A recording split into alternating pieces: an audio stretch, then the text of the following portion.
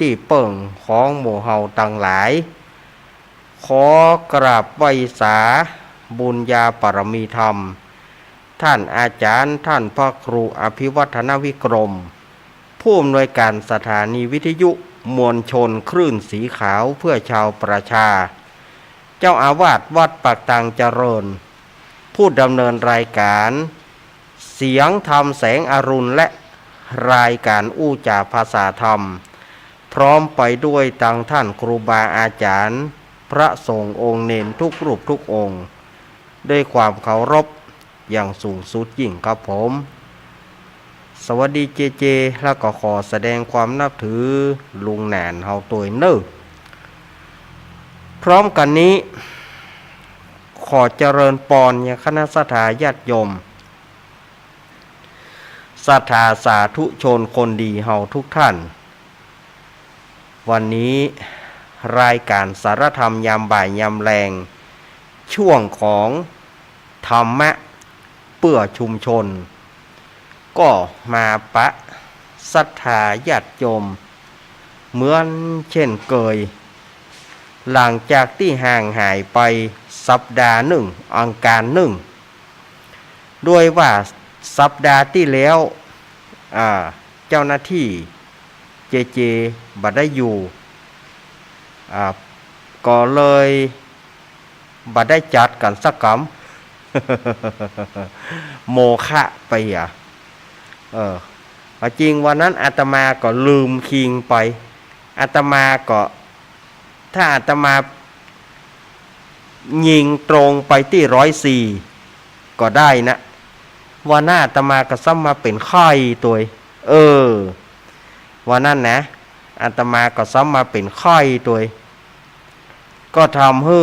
บัดได้ยิงตรงไปที่104สักกำก็เลยบัดได้จัดวันนี้ก็ปิกมาปะศรัทธาญาติโยมในบรรยากาศที่เกิงหนาวเกิงฮ้อนศรัทธาญาติโยมเกิงหนาวเกิงฮ้อนแล้วก็มีลมแรงปัดสอยๆมา ลมแรงปัดสอยๆมา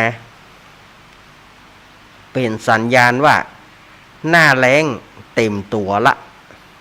หน้าแรงเต็มตัวละฉะนั้นศรัทธาญาติโยมเอาละเนอออกแรงแห้งไข่มามันง่อมไหนง่อมเบาหุ่นแนเนาะ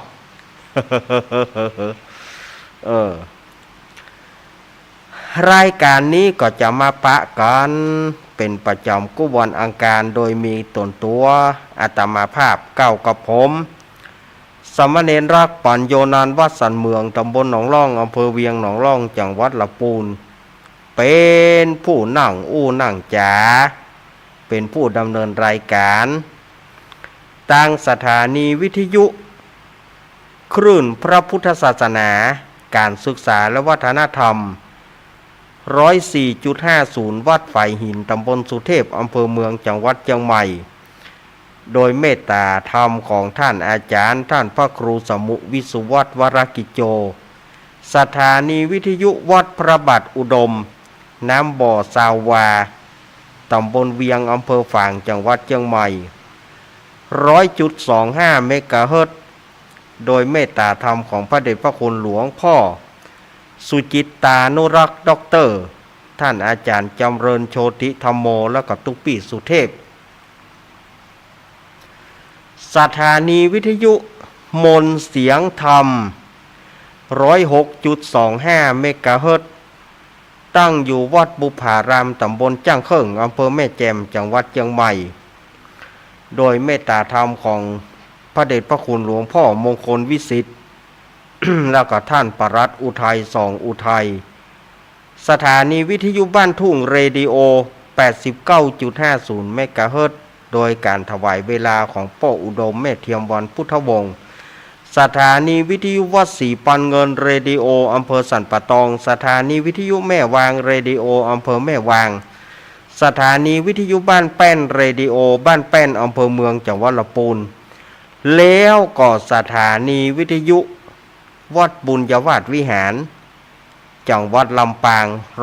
106.50 เมกะเฮิรตซ์ นี่คือสถานีต่างๆที่เปิดรับสัญญาณจากวัดปากตางเจริญแพร่เสียงสู่สถานีวิทยุ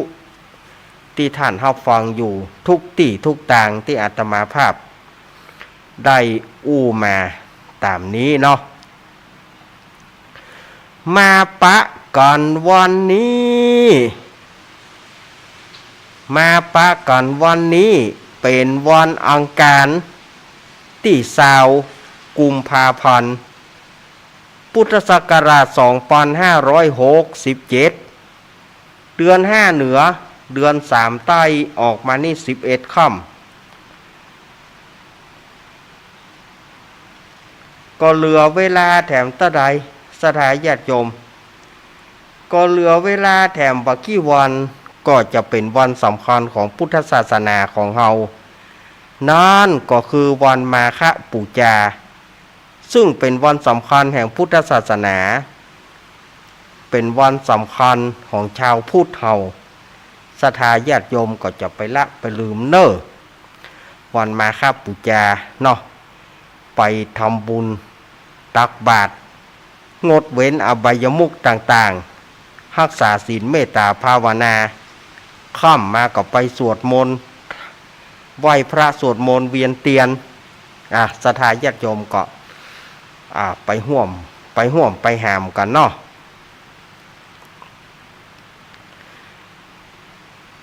เมื่อมาปะกันแล้วอาตมาภาพก็บ่ฮื้อได้กลาดแก้วเสียเวลาก่อนที่จะได้มาปะมาอู้สาระต่างๆนั้นก็ขอประชาสัมพันธ์งานเนาะงานของวัดอาตมาภาพวัดสันเมืองตำบลหนองร่องอำเภอเวียงหนองร่องจังหวัดลำพูนจะมีงานประเพณีส่งน้ำพระธาตุประจำปีขึ้นเป็นงานประเพณีส่งน้ำพระเจดีย์พบโชคทวีสลีสันเมืองในระหว่างวันที่31 มีนาคมและก็วันที่1 เมษายน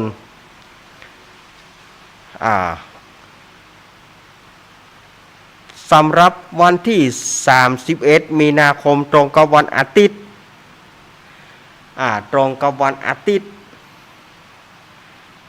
เดือน6 เหนือแฮม7 ค่ำก็จะมีเปิ้นฮ้องว่าวันห้างน้อยเนาะวันห้างน้อยก็จะได้เกียมสังฆทานอย่างต่างๆแล้วก็จะได้แห่น้ำสงฆ์จะได้ช่วยกันแห่น้ำสงฆ์ไปทั่วบ้านทั่วจองเนาะแห่น้ำสงฆ์พระธาตุแล้วก็ค่ำมาแรงมาก็จะมีการทักษิณานุปทานเพื่ออุทิศบุญไปหาตู้เจ้าพระนายที่เปิ้นได้ล่วงลับดับขันไปและตลอดจนถึงผู้เฒ่าผู้แก่ป้อน้อยป้อหนานป้ออาจารย์ล่ามวัดที่เปิ้นได้ล่วงลับดับขันไปก็จะได้มีการทักษิณานุปทานอุทิศบุญตานไปหาเปิ้นเหล่านั้นวันที่1 เมษายนนะก็เริ่มกันตั้งแต่ประมาณ8 โมงไปต้นไปเนาะ8 โมงเจ้าไปต้นไปก็จะมีการส่งน้ำตลอดทั้งวันส่งน้ำแล้วก็ศรัทธาญาติโยมแห่เครื่องไทยทานเข้าร่วม10 โมงหรือว่าประมาณ10 โมงก็จะมีการสืบโหราจาตาสืบจาตาหลวง11 โมงก็ถวายพระทหารเพลแด่พระสงฆ์สามเณรเลี้ยงข้าวเลี้ยงอาหารศรัทธาญาติโยมแบบโฮงตาลงานนี้ก็มีซอให้ฟังตลอดทั้งวันมีซอให้ฟังภาคกลางวันแล้วก็ภาคกลางคืนก็เป็น ดนตรีเป็นอย่างของละอ่อนนุ่มเขานั่นก็เป็นเรื่องของเขานะ ฉะนั้นไผที่จะฮับเป็นเจ้าภาพภัตตาหารก็ชุดละ500 บาทเนอะถ้าไผอยากจะร่วมเป็นเจ้าภาพภัตตาหารชุดละ500 บาทหรือว่าจะมาเป็นเจ้าภาพโฮงตาลจะมาฮับเป็นเจ้าภาพโฮงตาลอย่างต่างๆบอกว่าไอติมข้าวหนมเส้นแกงก๋วยเตี๋ยวอย่างต่างๆก็แจ้งที่อาตมาภาพได้เนอะแจ้งที่อาตมาภาพ0892140135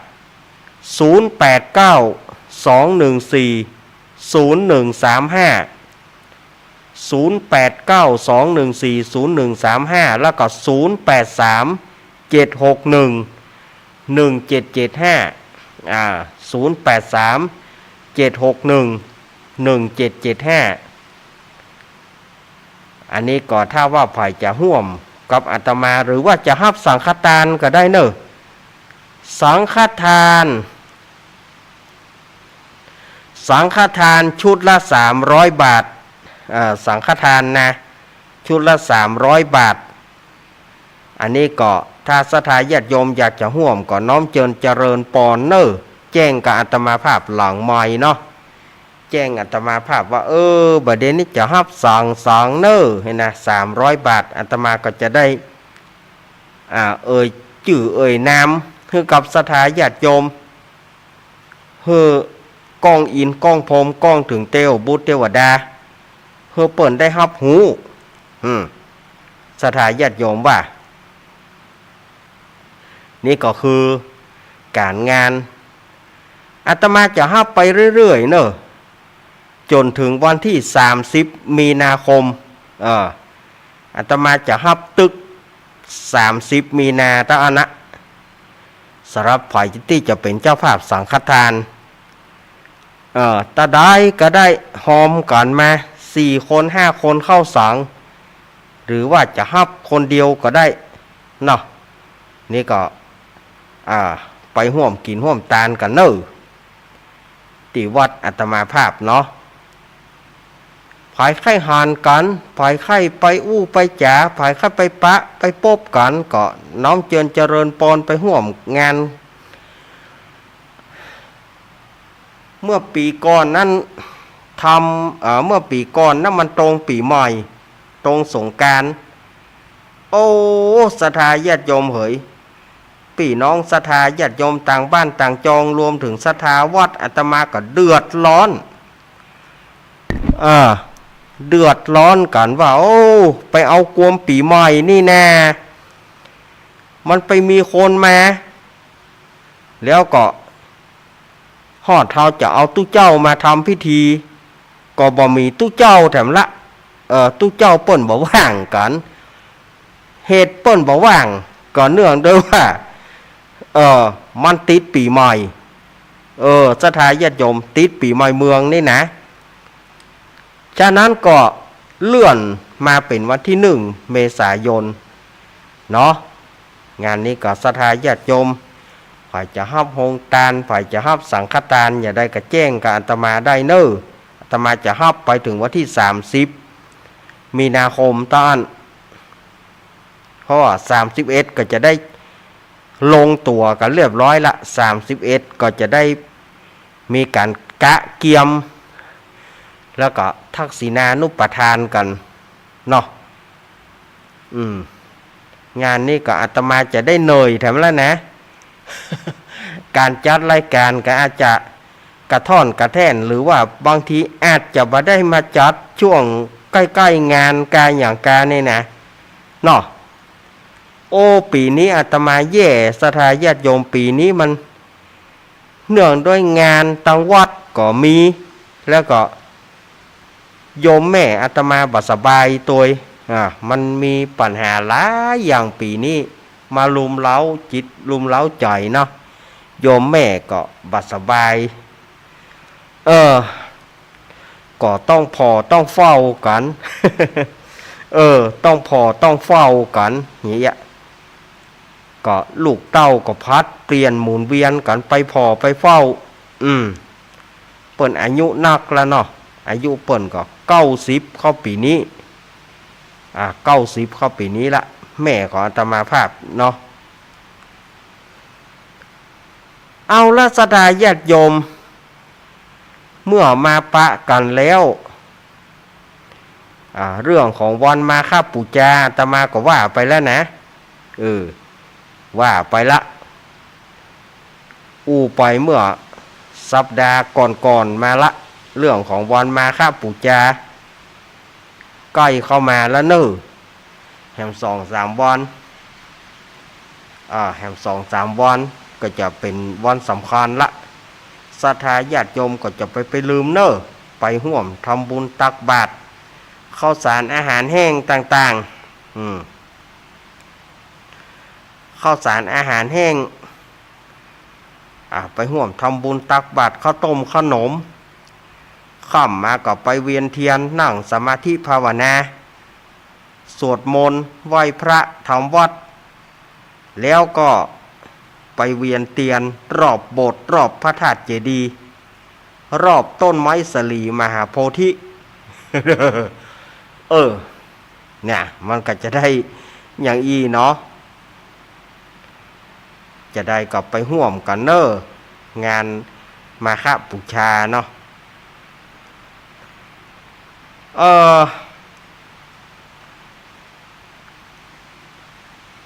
แล้วก็ญาติโยมถามมากันนักกันหนาเรื่องการฟองเกลือนี่อันนี้ญาติโยมก็ถามกันมานักถามกันมาหนาว่าการฟองเกลือท่านอาจารย์จะทำในวันไหนก็ขอบอกคือกับศรัทธาญาติโยมว่าเดือน6เหนือนะฮือฟังฮือดีว่าเดือน6เหนือขึ้น1ค่ำเท่านั้นเดือน6เหนือออก1ค่ำเท่านั้นเดือน6เหนือเดือน4ใต้เอาให้แปลอธิบายให้เข้าใจแล้วนะปีก่อนนั้นอาตมาบ่ได้จัดรายการเจ้าหน้าที่เอาเสียงเก่าอาตมาเปิดก็เรื่องฟองเกลือโยมเปิ้นก็โทรมาด่าอาตมาว่าอาตมานี่สติเลอะเลือนเปิ้นว่าเดือน4คือเดือน4ของตั้งใต้นะแต่เป็นเดือน6ของตั้งคนเมืองเฮามันจ้าโวยกว่ากันไป2 เดือนมันจะโวยกว่ากันไป2 เดือนอย่างที่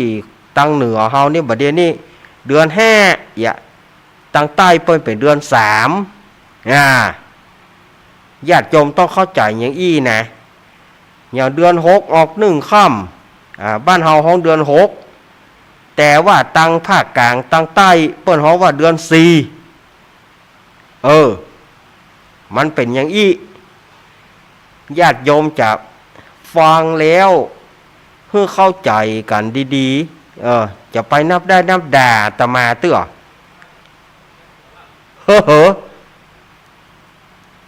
ฉะนั้นศรัทธาญาติโยมสาธุชนคนดีเฮาเดือน6เหนือเนี่ยเปิ้นนิยมฝังเกลือไว้4 ทิศของมุมบ้านแล้วก็4 ทิศของเรือกสวนไร่นาสวนบะลำไยสวนบะม่วงอย่างต่างๆเปิ้นก็จะมีการฝังเกลือก็มีโยมมาแย้งอาตมาว่าผมไปอยู่ใต้เนี่ยเกลือทะเลปะเลอะปะเตอเปิ้นบ่ฝังเงาบ่หันเป็นอะไรอย่างมันโคนละประเด็นกันโยมเหยมันโคนละประเด็นบางคนถามว่าตั้งเมืองเหนือเฮานี่หยังมาฝังเกลือเพื่อการอะไรอย่างบางคนว่าการอะไรอย่างได้แค่เกลือความเชื่อของผู้เฒ่าผู้แก่เนี่ยเปิ้นบอกว่ามันจากการพายุลมหลวง บ่ฮื้อได้มากล้ำกลายบ้านจองบ่ฮื้อได้กล้ำกลายเลือกสวนไร่นาเปิ้นว่าหยังอี้เปิ้นว่ากันหยังอี้แล้วตังทะเลเกือเปิ้นปะเลอะปะเตอหยังมันคนละอย่างเปิ้นบ่ฝังเพราะเปิ้นบ่มีประเพณีเปิ้นบ่มีหีดหอยเปิ้นก็เลยเป็นธรรมดาของเปิ้นบ่ได้เอาฝังอย่างเฮาแต่ของเปิ้นมีแต่เปิ้นบ่เปิ้นเอาไว้ขายไว้หยังเปิ้นบ่ได้ใช้ประโยชน์ในส่วนนี้ตั้งเมืองเหนือเฮานี่ก็นิยมฝังเพื่อการลมตะลมอีเถอะเนาะการตะลมก้อนลมบ่ฮื้อมาในบ้านจองเฮาเปิ้นก็จึงมีการฝัง4ทิศหรือว่า4แจงของบ้าน4แจงของเลือกสวนให้นาเปิ้นว่าหยังอีวันนั้นเป็นเปิ้นจะฮื้อจัดเปิ้นจะฮื้อทำในวันเดือน6ออก1ค่ำเดือน6เหนือเนี่ยเดือน6เหนือเดือน4ใต้นี่นะเปิ้นจะฮื้อฝังเกลือเพื่อการลม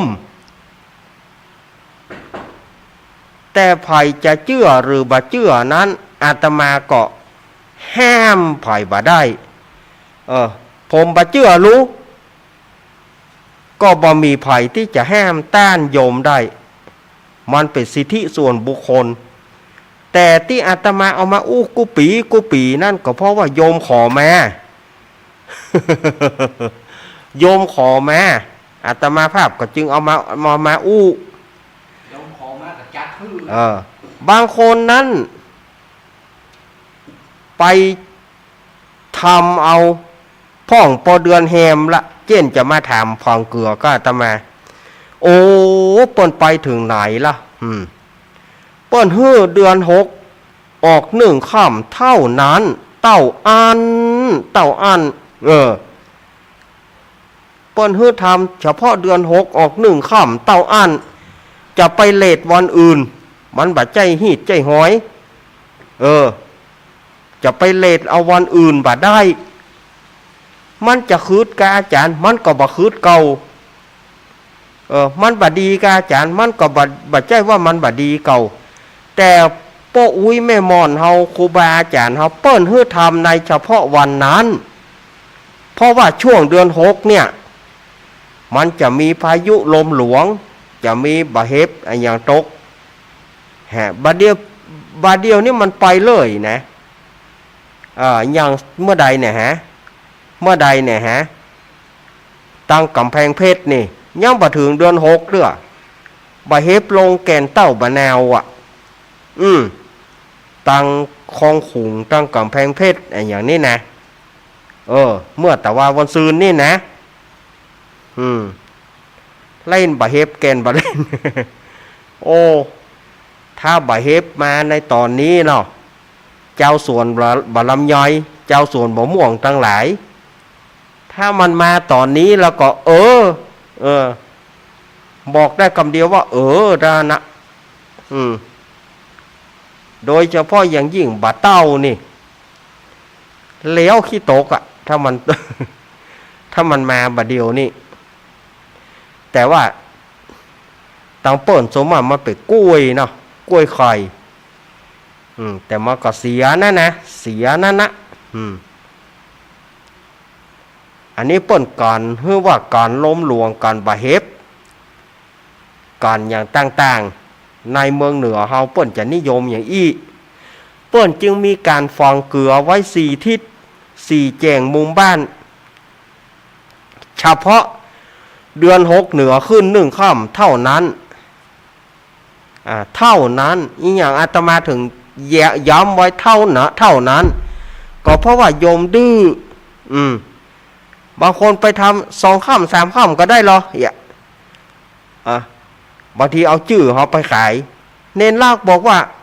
กี่วันก็ได้เดือน6เนี่ยได้ตลอดเวลานั่นทางที่เฮาบ่ได้ว่าแหน เฮาเนี่ยบอกว่าเดือนหกเหนือขึ้นหนึ่งค่ำออกหนึ่งค่ำเท่าอันเท่านั้นเอาจื้อเขาไปขายกินเนี่ยละต่างบันเขาก็บ่ได้ขายหน้าหอมต่างหากเนี่ยเปิ้นเฮือเฉพาะวันนั้นเต้าอันวันเดือนหกเหนือออกหนึ่งค่ำก็ญาติโยมก็ขุดเป็นอ่องมองญาติโยมบ่ใช่ว่าขุดจนเราเป็นหลุมใหญ่แล้วก็บ่ใช่ขุดเป็นหมอกอ่องมองอีบ่ได้ขุดสี่แจงของมุมบ้านหรือว่าสี่แจงของเฮือกสวนไห่นาโดยขุดทิศตะวันออกเขียก่อนเข้าใจเนาะทิศตะวันออกขุดทิศตะวันออกแล้วก็มาขุดทางแจงใต้แล้วก็ไปหาแจงวันตกแล้วก็มาหาแจงเหนือ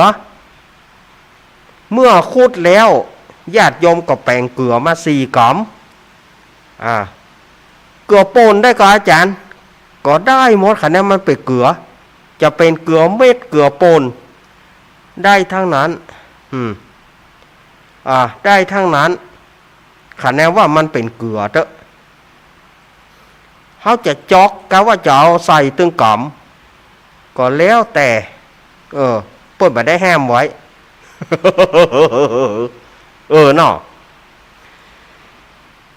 ญาติโยมก็เอาไปจอมหลุมตะวันออกก่อนเนอะหลุมแจงตะวันออกก่อนเมื่อจอมไปก็ระนึกใจว่าอีอ่างสระอีนี่นะอีก็คือหัวใจของอิติปิโสภควาเอาจอมที่ตะวันออกแล้วว่าอีแล้วก็เอาดินกบลงไปเอาดินถมลงไปแล้วก็มาแจงใต้จะแจงใต้น้ำลีจะแจงใต้น้ำปิงขาแนว่าญาติโยมห้องตั้งใต้เด้อตามฐานะของญาติโยมที่ว่าตั้งใต้ใด เนาะเอาใต้นะแจงใต้ก็คือเอาเกลือจอมลงไปแล้วก็บริกรรมว่าสวาสวอาสวาทิศตะวันออกว่าอีทิศทางใต้ว่าสวาสวอาสวาเข้าใจเนาะแล้วก็ถมดินลงไปแล้วก็มาหาแจ้งตะวันตกแจ้งตะวันตกก็จอมลงก็นึกใจว่าบริกรรมว่าสุหมายถึงสุปฏิปันโนสวาก็คือสวาคาโตภควตาธัมโมสุในที่ตะวันตกก็สุปฏิปันโนแล้วก็ถมดินลงไปพ่องตีมันบ่ปอนะเขาจะขุดเป็นหลุมมันไม่ใช่หลุมใหญ่อย่างก็เพิ่นเอาขุดเป็นอ่องมองครับบ่ใช่ว่าขุดโอ่งมงนะบ่ใช่ว่าขุดโอ่งมงบ่เล่นบ่ใช่นะขุดเป็นอ่องมองหันน้อยเนื้อบ่ได้บ่ใช่ว่าไปขุดเป็นมงใหญ่บ่ใช่หมอกอ่องมองนี่บ่ได้หมอเอาเกลือฝองได้เอาเกลือจอมได้นี่บ่ได้บ่ใช่ว่าเอาจนปดโถเนาะเอาเป็นองค์มงหลุมบ่เล่นบ่ใช่แล้วก็หลังจากที่ทิศตะวันออกเรียบร้อยทิศใต้เรียบร้อยทิศตะวันตกเรียบร้อยทีนี้ก็มาทิศเหนือตั้งเหนือจะเหนือน้ำลีเหนือน้ำปิงนะคะแนนว่าญาติโยมที่ญาติโยมห้องตั้งเหนือว่านะ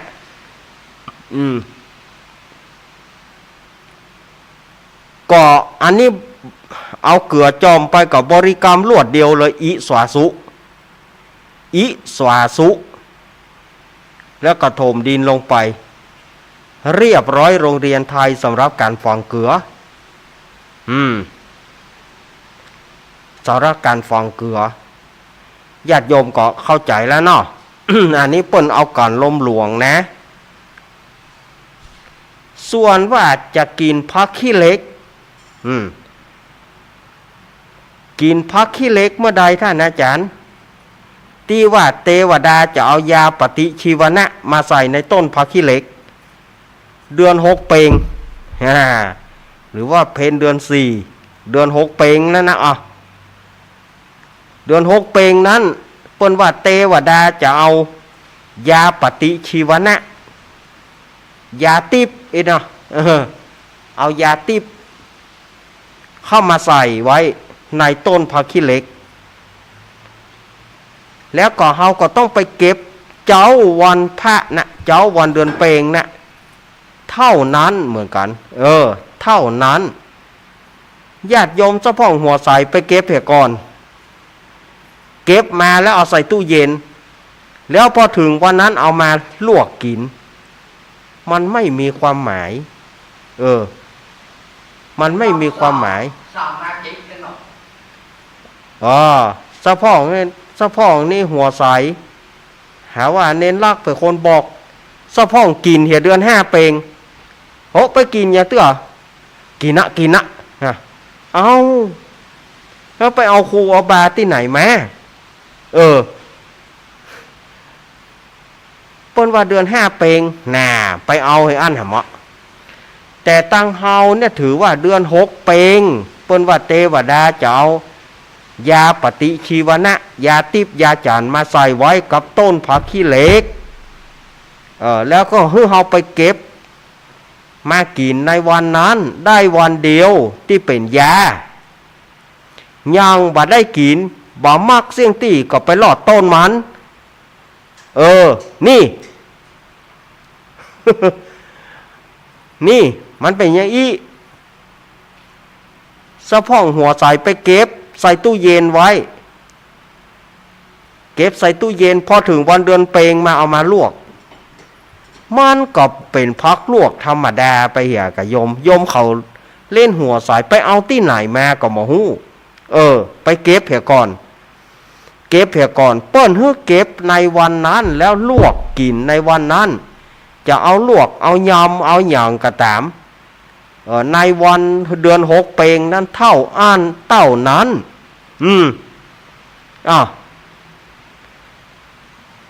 อาตมาภาพว่านี่นะอาตมาจัดรายการมา15 ปีเนาะอาตมาจัดรายการมา15 ปีนี่นะโยมบ่เชื่ออาตมาสักปีแล้วก็ไปปอชื่อเฮาไปขายแถมว่าเฮานั่นนะเป็นคนบอกทางที่เฮาบอกอย่างเงี้ย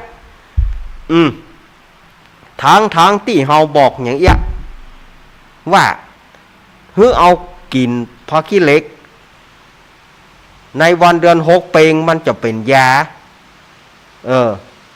ญาติโยมก็หัวใสอยู่บางทีจะไปเหลือค่ากับค่าเท่าเหลือพระก่อนนาน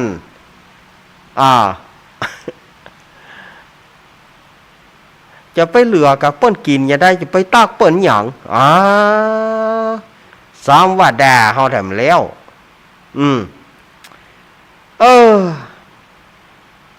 ก็กินก็ได้นั่นนะญาติโยมจะเก็บก่อนก็ได้แต่มันบ่ได้ยา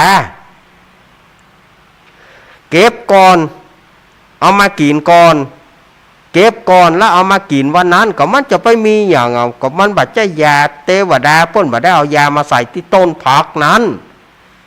เปิ้นเอามาใส่ในวันเดือนเปงปุ้นฟังกันพ้องจะไปลืมใจขึ้นนะเฮาแน่ใจขึ้นนะเฮาแน่ใจเย็นว่าอย่างได้ก็บ่เลี้ยวใจว่าอย่างได้ก็บ่เลี้ยวใจใจเย็นเนาะไปโหดเกินกันมันบ่อ่านมันก็บ่เลี้ยวบางทีเฮาก็ท้อใจเหมือนกันก็เฮาบอกไปศรัทธาญาติโยมก็ว่าอาจารย์ปีนี้มันบอกกะเนี่ยก็เฮาบอกไป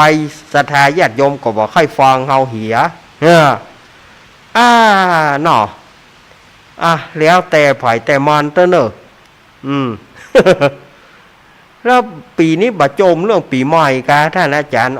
บ่โจมละเรื่องปีใหม่นั่นนะโจมไปก็ไล่บ่อย เฮาโจมไปอย่างใดก็ได้ก็เปิ้นจะเอาฮีดของเปิ้นจะเอาฮีดใหม่เฮาก็ถือเอาฮีดเก่าเฮาเหียเฮาก็บ่โตยอะปีใหม่มันตึงมากุปีวันที่14สังขารหล่อง15วันเหน่า16พญาวันวันปากปีปากเดือนไม่มีเนาะวันปากปีปากเดือนไม่มีต่างเมืองเหนือเฮานี่เฮาถือเอาตั้งแต่วันสังขารหล่องมาที่เฮาเกิดมาเนี่ยอาตมาก็พอเท่าหัวงอกซูนซานนี่นะเปิ้นก็ถือกันมาอย่างเงี้ยวันที่13สังขารหล่อง14วันเหน่า15พญาวัน16ปากปี17ปากเดือน18ปากวัน19ปากยามดูแต่ก่อนเพิ่นถือเอาต่ำวันที่19เลยญาติโยมก็คือว่าเปิ้นเผื่อไว้ที่ไผบ่ได้ไปดำหัวครูบาอาจารย์ไผบ่ได้ไปดำหัวผู้เฒ่าผู้แก่เปิ้นเผื่อไว้มันเป็นอย่างอี้แล้วบัดเดี๋ยวนี้อันหนังสือปีใหม่มันตึงมาเมินละแล้วก็มันบ่มีไผแก้ไขแล้วเฮาจะโจมไปก็มันก็ตึกห้องสี่เหลี่ยมเนี่ยโจมไปมันก็ตึกห้องสี่เหลี่ยมเนี่ยอาตมาก็เลยคิดว่าเฮาจะโจมไปอย่างเสียได้น้ำลายตัวเก่าบ่โจมบ่แจมเนี้ยไผจะถือเนี่ยได้ก็ดีขอถามหน่อยครับห้องอันอย่างห้องสี่เหลี่ยมห้องสี่เหลี่ยมก็เฮานั่งเนี่ยกะเนี่ยห้องสี่เหลี่ยมเฮาโจมไปเปิ้นก็ตึงฟัง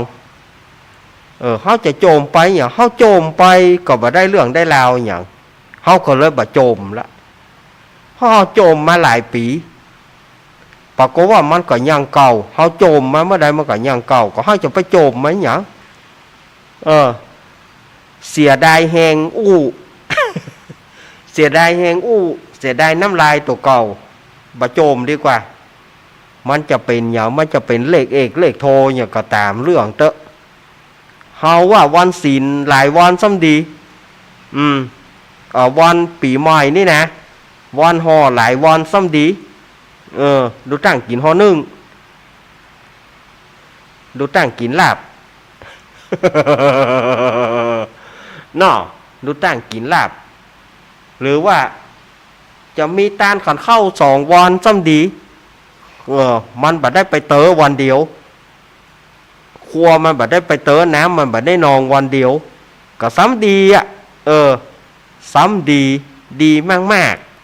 ๆแต่มาเจอใส่ 2-3 ปีที่แล้วเจอโควิดแต่ละวัดแต่ละหวาปิดวัดหมดปิดประตูวัดบ่ให้โยมเข้า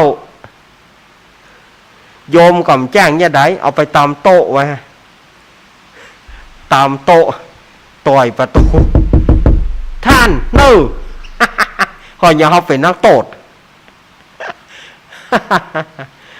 มีภัยเข้าวัดเข้าว่าเปิ้นเฮากลัวเปิ้นกลัวเฮาสลายญาติโยมเฮาก็กลัวเปิ้นเฮาก็กลัว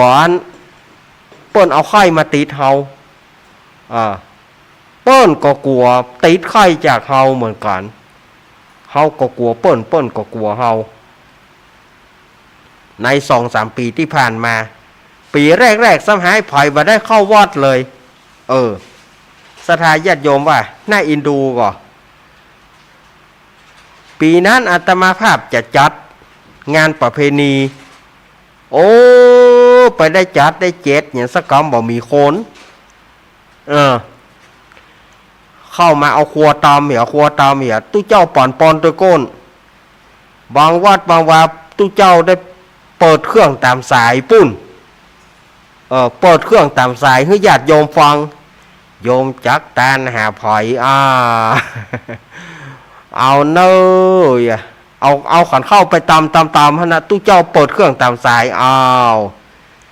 โยมตานหาคนนั้นคนนี้ก็นึกเอาเนว่าไปนะมันจะได้ฮับกรรมหัวพอป่นบอกคือเข้าวัดลูกป่นปิดวัดปิดว่ากลางวาจาจะป่นหลงลึงบ่ได้ฟังธรรม ศรัทธาญาติโยมว่าโปง่อมแน่ กลางวาสาก็ไม่ได้ฟังธรรมคนเฒ่าไม่ได้มานอนวัดนอนวา เพราะว่าโรคโควิดต่อไปนี่ก็คงจะดีละแต่อย่าประมาทอย่าประมาทกาดจะไปตก อย่าประมาทกาดอย่าตก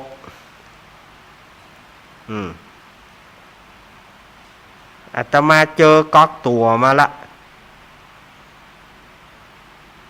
โดนก๊อกตัวนี่บ่เจ้ม่วนนะโอ้ย ผมถามหน่อยครับ หืม กาดตกแล้วครับ กาดตกหน้าชีวิตนะ มันบ่ใจกาดอย่างอ่านคือกาดเนี่ยก็คือป้องกันก็คือใส่แมสไว้เวลาที่มีการมีงานเขาก็ใส่แมสไว้เพื่อบ่ฮื้อบัดเดียวมันก็เลยแต่ก่อนนี่เขาก็รำคาญเหมือนกันนะใส่แมสนี่นะสถาญาติโยมแต่ก่อนนี่เขาก็รู้สึกรำคาญแต่บัดเดียวนี่เขาคุ้นเคยกับมันน่ะเมาะถ้าเอาบ่ใส่ก็บ่มั่นใจเมาะกลัวไปจามไปไอใส่เปิ้นกลัวน้ำลายไปสะเด็นใส่เปิ้นสุมาเถอะมันก็เลยป้องกันตัวเฮาได้จะดีแล้วเปิ้นเฮาว่ากาดก็คือป้องกันไม่ใช่ว่ากาดไขครัวนะสถาญาติโยมแต่ก่อนนี่เมื่อใหม่ๆเฮาเมื่อใดเปิ้นจะเมื่อใดเปิ้นจะยกเลิกยกเลิกบ่ฮื้อใจแมทเนี่ยเฮาใกล้มันรำคาญแต่ประเด็นนี้เฮากลับว่ากำบ่มีก็บ่มั่นใจละกลัวไปจามใส่เปิ้นอันซากตายนี่มันก็ไปหำยังนะกันเมื่อเฮาอยู่ธรรมดามันก็บ่จามบ่อ้อยก็เฮาไปอู้เปิ้นอย่างเปิ้นแน่ก็จะอ้อย แน่ก็จะไอแฮมฮือไอแฮมแน่ก็จะจามมันแกล้งนะเนี่ยเฮาใส่เม็ดนี่ก็มันก็ป้องกันจะดีน้ำลายมาก็อย่าเฮามาอู้ใหม่เนาะมาอู้วิทยุอีน่ะน้ำลายมันก็บ่ได้เปื้อนใส่ใหม่มันก็ตกเข้าใส่เม็ดเถียแล้วก็เวลาที่พระสงฆ์องค์เจ้าพระคุณเจ้าหรือว่าญาติโยมที่เปิ้นมาออกอากาศต่อจากเฮาเปิ้นก็มั่นใจว่าเฮาใส่เม็ดแล้วมาออกรายการถ้าลองเฮาบ่ใส่แล้วสุมาเถอะเคาะหายผังหาน้ำลายมันเปื้อนใหม่เนาะจะว่าน้ำลายมันตกใส่ใหม่เฮาบ่ฮู้เกิดท่านใดท่านหนึ่งมาจัดต่อเฮาแล้วเปิ้นเป็นไข้เกิดสมมติว่าว่าท่านผู้นั้นเป็นโรคโควิดตายตายกำเดียวไผ่เป็นคนจัดครั้งแรกเน้นรักมาจัดตายเฮาจะบ่ได้มาปะกันแถมจัดเมินจะโดนกักตัวแล้วจะโดนพักงาน จะโดนพักงานนะสถาญาติโยมว่าอันนี้เฮาเปิ้นก่อนไว้ก็ดีเหมือนกันใหม่ๆนี่เฮาก็รู้สึกโคตรรู้สึกเครื่องนะฮู้ยไม่จะเอามาใส่แง่งหยังโดนพักงานแม่แต่เรียกการผ่านโทรศัพท์แน่นอนดีบัดนี้มันจะโดนพักยาวแหละฝั่งมาเตอเหน่อยฝั่งจัดเตอเหน่อยมันตึงแน่นอนอยู่ละร้อยจะเอาบาทมันก็ยากอยู่แต่ตอนนี้นี่มันก็เฮาก็ว่ามันซาลงไปจะไปไว้ใจว่ามันซาจะไปไว้ใจว่ามันหาย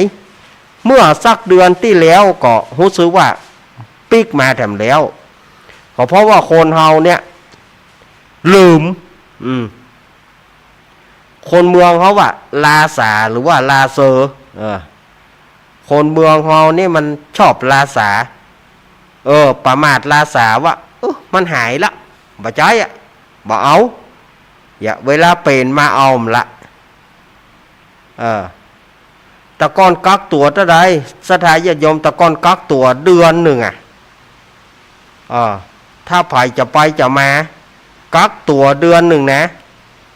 ภายหลังมาลดลง ลดลงอาตมา7 วันนั่นนะกักตัว7 วันหารว่ามันมีอย่างนี่เขาก็มีอย่างนี่วันที่7เปิดเผาเขาโหยังออกล่ะออกอะก็มันมีอย่างนี้ออกอย่างเตื้อโหก็ฮือเฮาอยู่หั่นน่ะก็กล้าอ่ะ โอ้ยก็มันกล้าคอยทางหาสมณเณรล็อกเอา มีกับเจ้าบ้านเนี่ยเฮ้ยมาฟังยังออกโหก็มันมีอย่างรู้เปิ้นก็กักอยู่ฮะก็มันบ่ม่วน7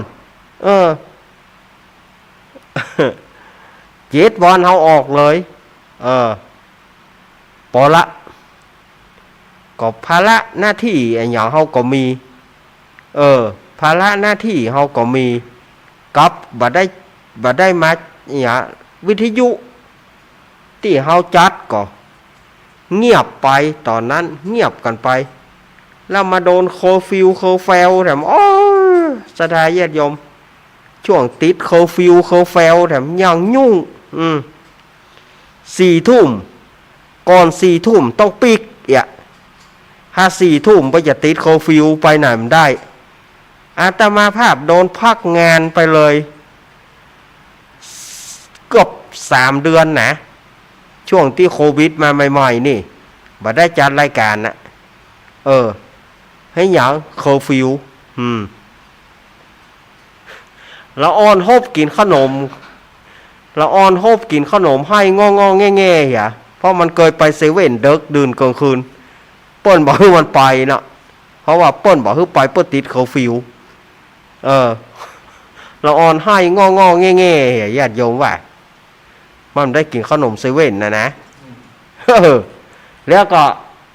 ลดลางน่ะ4 ทุ่มเนี่ยถ้าถามหาดักวิทดักวิทลดลางก็ตึงมีจนถึงตะใดตอนนั้นตี 4อีกค่ะ4 ทุ่มถึงตี 4อีกค่ะตี 4นี่เปิดเคอร์ฟิวนะตี 4นี่เพราะว่าออกเคอร์ฟิวดูมันมีทั้งหมดในช่วงที่โควิดระบาดเฮาไปบ้านเหนือบ้านใต้ล่าตามล่าเขาไหวได้อำเภอโดยรอป้นติดนะจะไปเนอะก็ห้อมไปก็ท่านบิ๊กบอสโทรไปมาแหละก็ตั้งนี้ตั้งบ้านก็นองไว้ศรัทธาญาติโยมก็นองไว้ตั้งปุ้นป้นติดกันนะก็แล้วอย่างนี้อย่างใดประเด็นนี้ป้นติดกันนะแรกๆนี่ยังยุ่งเนอะปีที่แรกๆเนาะยุ่งปีแรกๆนี่ยุ่งขนาดแล้วต่อไปก็มันก็ธรรมดานี่นะ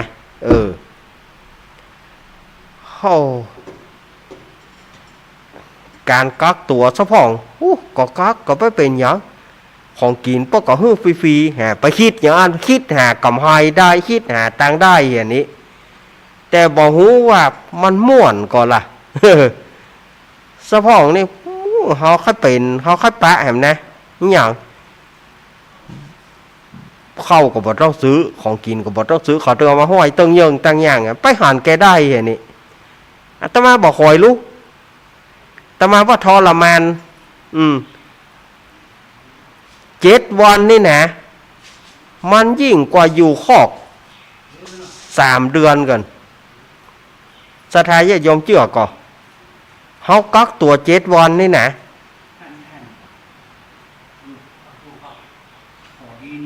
มันจะ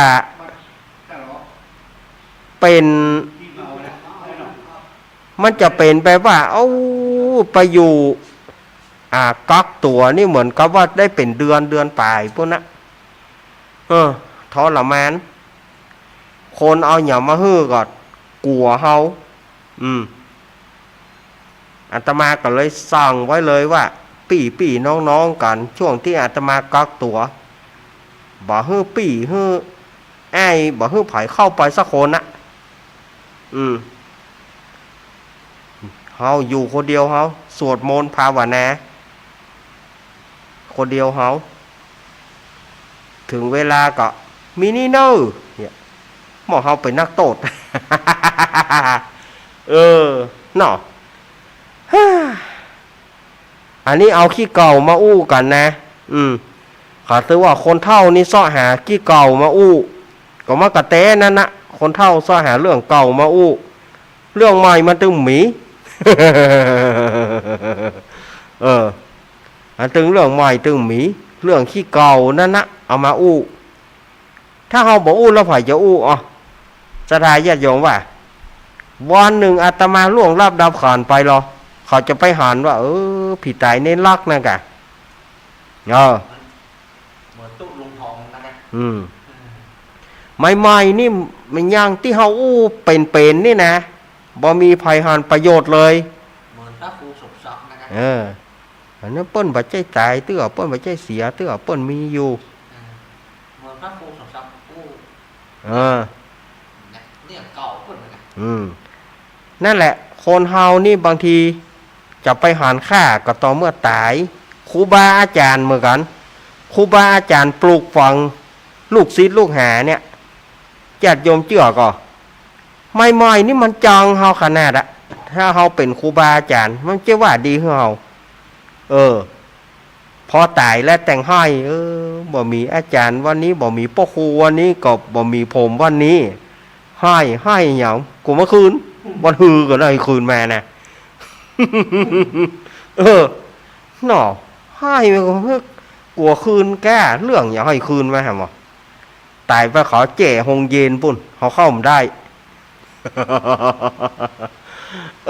แต่นะสถาญาติโยมว่าคนเฮานี่จะไปหันคุณค่ากันต่อเมื่อตายแล้วcứหอดมันแต่อยู่กันไปโคนนี่นะต่างที่ดีก็อยู่กับไปโคนเนี่ยจังก็ว่าไปเลยฮักกันก็ว่าไปเลยมาถ้ามาหันความดีกันเมื่อตายถ้าตายไปแล้วจะมีอย่างมาตุ้มหูอย่างละนะสถาญาติโยมว่าอ้าวเวลาช่วงแรกอาตมาหมดไปก่อนเนอะหมดแล้วนะจะไปฟังนี่มุนขึ้นนี่ไปไหนเจ้าเนอะเอามาโจมเสียดายเวลากันเมากระโจมเนี่ยเสียดายเวลาเมากระโจมกุ้มกระโจม ว่าบะโจมก็บ่ได้เอามาโจมเห็นหน่อยว่าจะบะโจมแล้วนะก็ยังว่าได้มาโจมเห็นหน่อยอยู่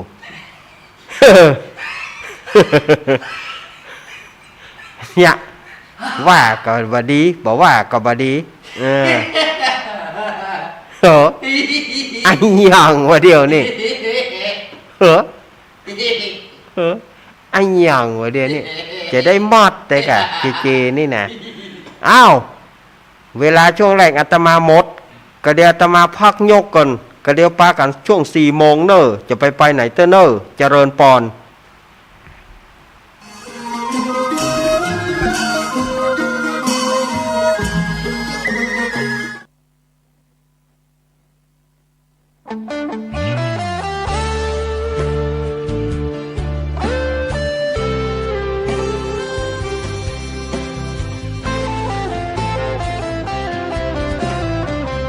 เจ้ามามือเปล่าจะเอา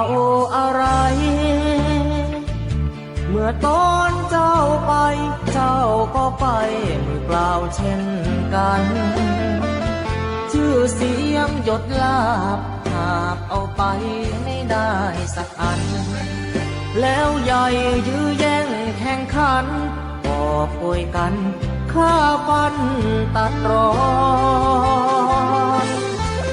เงินทองตามส่งแค่โรงพยาบาลญาติมิตรวงวานลูกหลานส่งแค่เชิงตะกอนจะมีใครเล่าอยู่กับเรานอนเฝ้ากองฟอนวางดอกไม้จันทร์แล้วจรกลับ ลับไปนอนบ้านใครบ้านมันใหญ่ขับฟ้า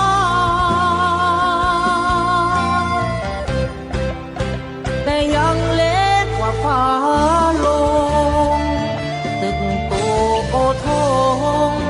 สุดท้ายนอนลงเหมือนกันไปไม่กลับหลับไม่ตื่นฟื้นไม่มีวันชีวิตหลังความตายนั้น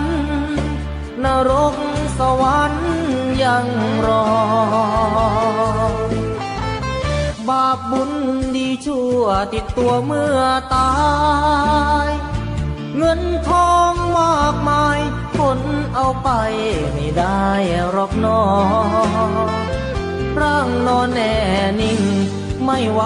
ติ่งเหมือนดังต้นตอตราสังมัดแขนผู้คอไฟไม่หงิกงอเป็นเท่าวีพง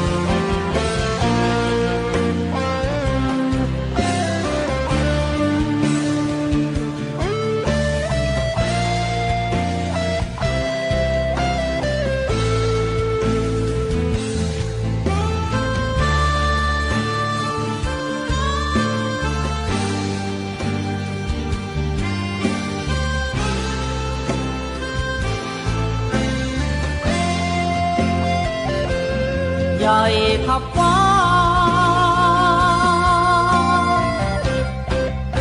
แต่ยังเล็กกว่าฟ้าลงตึกโตโอทงสุดท้ายนอนลงเหมือนกันไปไม่กลับ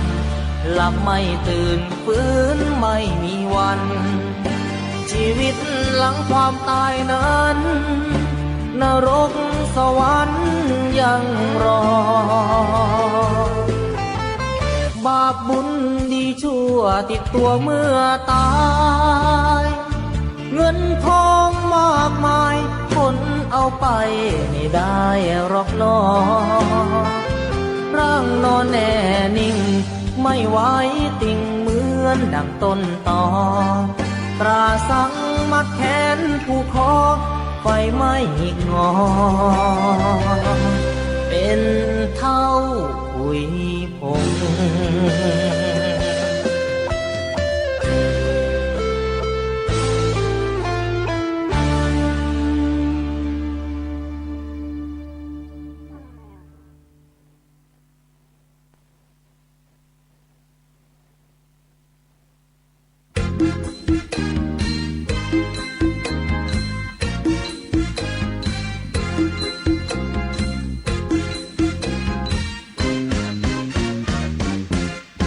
ไปไม่กลับชีวิตดับแน่นอนบนเชิงตะกอนทุกคนต้องนอนที่นั้นชีวิตยังมีควรสามัคคีรักกันอย่าแบ่งชนชั้นช่วยเหลือกันต่างพึ่งพาหลับไม่ตื่นปลุกไม่ตื่นต้องตายหมอช่วยยังไงก็ช่วยไม่ได้ดอกนาหมดลมหายใจหมดเรื่องต่างๆนานาต่อให้หมอเทวดามาชุบชีวาก็ไม่หายใจฟื้นไม่มีใครทำดีก็ตายดีตอนนี้ชีวิตสะสมความดีให้มากไว้ยึดเอาธรรมะมาชำระจิตใจสิ้นลมเมื่อไรก็จะได้ไปสู่สวรรค์ดีไม่พ้นทุกคนที่เกิดมาเมื่อถึงเวลาก็มรณากันทั้งนั้นมีเกิดมีดับต้องลารับเท่าสักวันอยู่ได้นิรันดร์คือความดีที่ไม่ตาย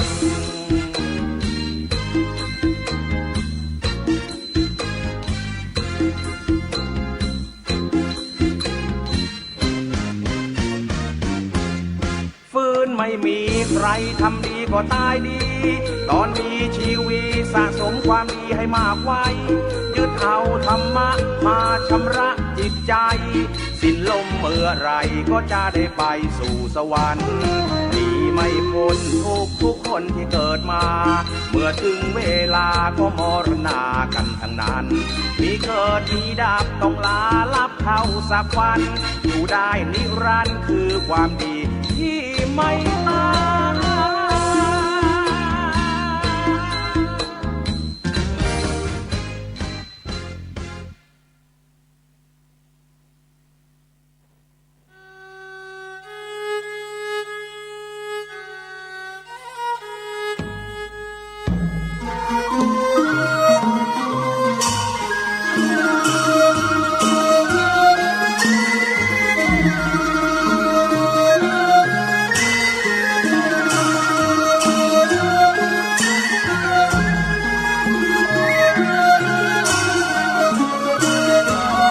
รายการก็เข้าบุญมือเอาละศรัทธาญาติโยม สาธุชนคนดีเฮาทุกท่าน มาถึงช่วงที่สองของรายการสารธรรมยามแรงช่วงธรรมะเพื่อชุมชนก็มาปะศรัทธาญาติโยมแถมแล้วเน้อช่วงนี้อาตมาภาพก็การจัดรายการก็มักจะขาดเกินมันมีปัจจัยหลายอย่างหนึ่งสุขภาพร่างกายสองโยมแม่บ่สบาย มันก็เลยอีหลุงตุงนางนะสุขภาพร่างกายเฮาก็แย่บ่เดียวมันบักกะปี้กระเป๋าเหมือนสมัยก่อนเหมือนแรกศรัทธาญาติโยม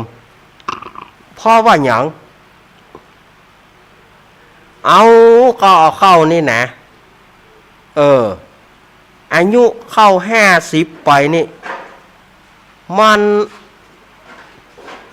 อย่างก็สมองมันบ่ค่อยจะสั่งงานแต่นะศรัทธาญาติโยม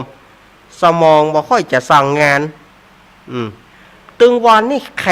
มันนะ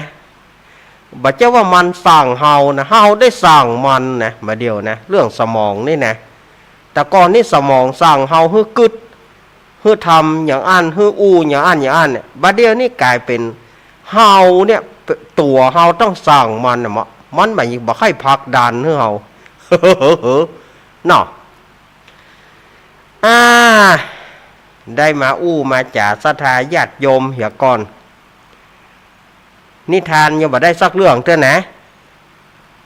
เฮาฟังนิทานสักเรื่องก่อนบ่วันนี้อาตมาภาพก็จะเอานิทานมาเล่าฟังนิทานกันเป็นนิทานปรัมปรา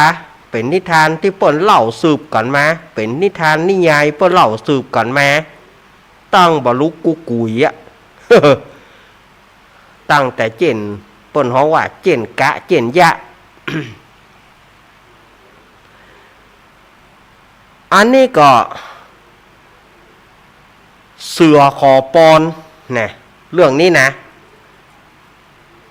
เสือนี่มันขอปอนกับไผขอปอนกับตู้เจ้า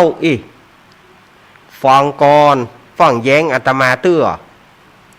ฟังถามอย่างทั้งสิ้น ฟังก่อนฟังให้มันจบก่อนแล้วก็ว่าก่อน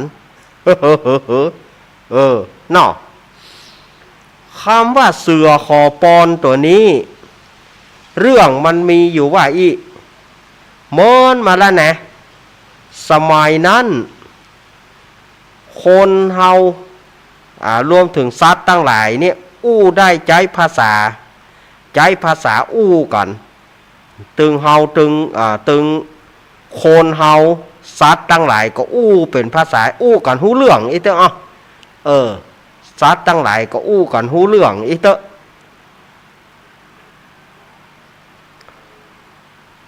ในสมัยนั้นเสือมันไปขอปอนกับพระอินทร์เสือนะมันไปขอปอนกับพระอินทร์ขอพระอินทร์ประทานปอนให้มันว่าอย่างว่าข้าแต่พระอินทร์ขอไหว้สาพญาอินทร์นี่เนาะข้าขอปอน1ประการใหญ่ๆพระอินทร์ก็ถามว่าเจ้าจะขอปอนเรื่องหยังเจ้าจะขอปอนเกี่ยวกับหยังขอให้ข้าเนี่ยมีลูกข อให้ข้ามีลูกปีหนึ่งให้ข้าได้ลูก6 ลูกดูปีหนึ่งนี่นะขอให้ข้าได้ลูก6 ลูกขอพระอินทร์ประทานปอนให้ด้วยเตอะพระอินทร์ก็ตกปากฮับกรรมมันพระอินทร์ก็ฮับกรรมมันว่าฮับเอาบอกว่าได้เลยปอนที่เจ้าขอเนี่ยเขาจะปอนให้ปีให้ได้6 ลูกเนาะก็คือว่าปีหนึ่งให้มันได้ลูก6 ตัวสถานญาติโยมเข้าใจเนาะเขาว่าปี6 ลูกนี่นะปีหนึ่งเนี่ยขอให้มันได้ลูก6 ตัวปีละ6 ตัว6 ตัวพระอินทร์ก็ประทานปอนให้ขอให้ปอนนั้นสำเร็จแก่เจ้าเนอเสือเนอพอพระอินทร์คอยหลังไปเสือมันก็ดีใจเนาะมันก็เตียวไปด้วยกระยิ้มย่องแล้วก็ท่องไปสุดหนทางปีได้ปี6 ลูกปี6 ลูกปี6 ลูก ที่นี้ปรากฏว่าสัตว์ทั้งหลายแล้วก็คนแถมจำนวนนักตึงสัตว์ตึงคนก็เดือดร้อนกันเลยว่าพระอินทร์ประทานปอนให้เสือให้มันได้ลูกปีแล้วมันได้6 ลูกปีให้ได้ลูก6 ตัวเนี่ย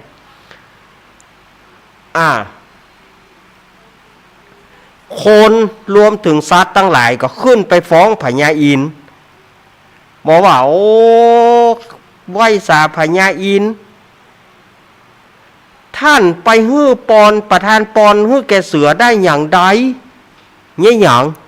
ก็ไปประทานปอนว่าปีหนึ่งฮื้อมันได้ลูก6 ตัวก็ตายกันนะกะบัดตายกำนี้จะตายกำใดสัตว์ตั้งหลายคนตั้งหลายก็จะไปเหลือหูมันก็จะเอากินหมดนะกะเสือเต็มบ้านเต็มเมืองกันในโลกนี้ปีได้ลูก6 ตัวก็พระโทโมสังโฆสัตว์ตั้งหลายจะไปอยู่อย่างใดได้คนตั้งหลายจะไปอยู่อย่างใดได้ขอพระอินทร์แก้ไขด้วยด่วนเนอะคืนปอนมันเหียเขาจะไปคืนปอนได้อย่างใดเขาประทานฮื้อมันไปแล้วนี่เอาฮื้อมันไปแล้วนี่กษัตริย์ตัดแล้วบ่คืนกรรมพระอินทร์ตัดพระอินทร์ว่าแล้วก็คืนกรรมบ่ได้เห็นนี่จะเงี้ยอย่างใดเล่าเขาฮื้อมันไปแล้วสัตว์ตั้งหลายก็เดือดร้อนไปไหวยังไงพระอินทร์ลองกึดเหรอถ้าว่าเสือเกิดปีละ6 ตัวเนี่ยมันก็ตายกับกำเดียวอาการในโลกนี้จะไปเหลือไผคนตั้งหลายรวมถึงสัตว์ตั้งหลายบอกว่าจะเป็นสัตว์เล็กสัตว์น้อยสัตว์ใหญ่บายอมแหละบายอมประท้วงพระอินทร์ขอพระอินทร์ไปขืนปอนเหียพระอินทร์ก็บอกว่าเฮาขืนบ่ได้นะเฮาฮื้อมันไปแล้วพระอินทร์ต้องแก้ไขอย่างใดก็พระอินทร์ต้องแก้ไขด้วยด่วนเนี่ยพระอินทร์ก็เลยบอกว่าแต่หานี่แต่ฮื้อปอนเสือไปแล้วให้อย่างใดเนี่ยเดี๋ยวจะลองใช้วิธีของเขานี่นะพระอินทร์ก็ปลอมเป็นก้อยสดายญาติโยมพระอินทร์ก็ปลอมเป็นก้อยปูไปดักตั้งแน่ที่เสือจะมาถึงฮะน่ะพระอินทร์ก็เนี่ยใดฮื้อปอนไปแล้วเนี่ยจะคืนปอนก็บ่ได้แต่มีวิธีเดียวที่จะฮื้อเสือสะดุ้งจะฮื้อเสือสะดุ้งน่าจะได้นะพระอินทร์ก็เลยปลอมเป็นก้อยปูตะแลงไปก้อยปูไปดักตั้งหน้าที่เสือจะมาเสือก็ท่องในใจฮะนะปีได้6 ลูกปีได้6 ลูกปีได้6 ลูกหรอพอมาถึงระยะที่ พระอินทร์จุกเป็นก้อยอยู่หั่นมันก็ท่องไปปี6 ลูกปี6 ลูกบอกว่าพระอินทร์กันแจ้งเนี่ยใดไปตบปีกขาน พระอินทร์ไปตบปีกขานมันสะดุ้งเสือสะดุ้งจากที่มันว่านะปีได้6 ลูกมันก็เลยกลายเป็น6 ปีได้ลูก6 ปีได้ลูก6 ปีได้ลูกก็คือว่า6 ปีไหนมันได้ลูกตวงเสือนี่นะ6 ปีนะมันจะได้ลูกตวงตั้งแต่อันมาเสือก็เลย6 ปีไหนได้ลูกตวง จากที่มันปรารถนาเอาว่าที่ขอปอนกับพระอินทร์ว่าปีหนึ่งเพื่อได้ลูก6 ตัวนะ มันต้องไปก็ อันพระอินทร์ปลอมเป็นก้อยไปตบปีกเข้าใส่มันน่ะมันสะดุ้งเมื่อมันสะดุ้งก็จากที่มันว่าปี6 ลูกก็กลายเป็น6 ปีเพื่อได้ลูก6 ปีได้ลูกตั้งแต่นั่นไปต้นมาก็6 ปีในเสือจะได้ลูกตวง เนี่ยเรื่องนี้จะแต้บะแต้บ่เนอะเปิ้นเล่าให้เป็นเจี้ยขึ้นมานะเปิ้นเล่าให้ฟังอาตมาก็เอามาเล่าให้ญาติโยมฟัง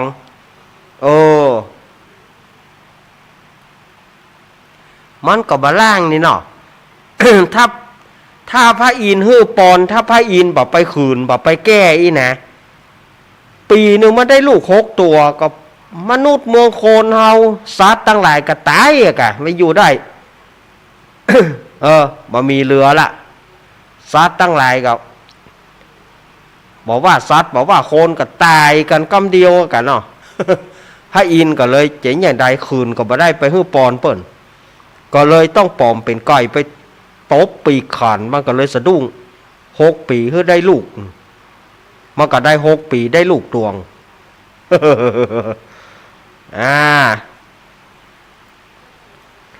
เล่าให้สักเรื่องเนาะเล่าให้สักเรื่องอันนี้นิทานเก่ามาเล่าใหม่เนอะอันนี้เป็นนิทานเก่ามาเล่าใหม่เพื่อนจ๋าช่วยฉันด้วยเรื่องมันนิสทาญาติโยมก็เคยฟังละแต่อาตมาเอามารีมิกเอามาเล่าแต่ใหม่เพื่อที่เปิ้นบ่ได้ฟังกำเตื้อเพื่อนจ๋าช่วยฉันด้วยมันมีละอ่อน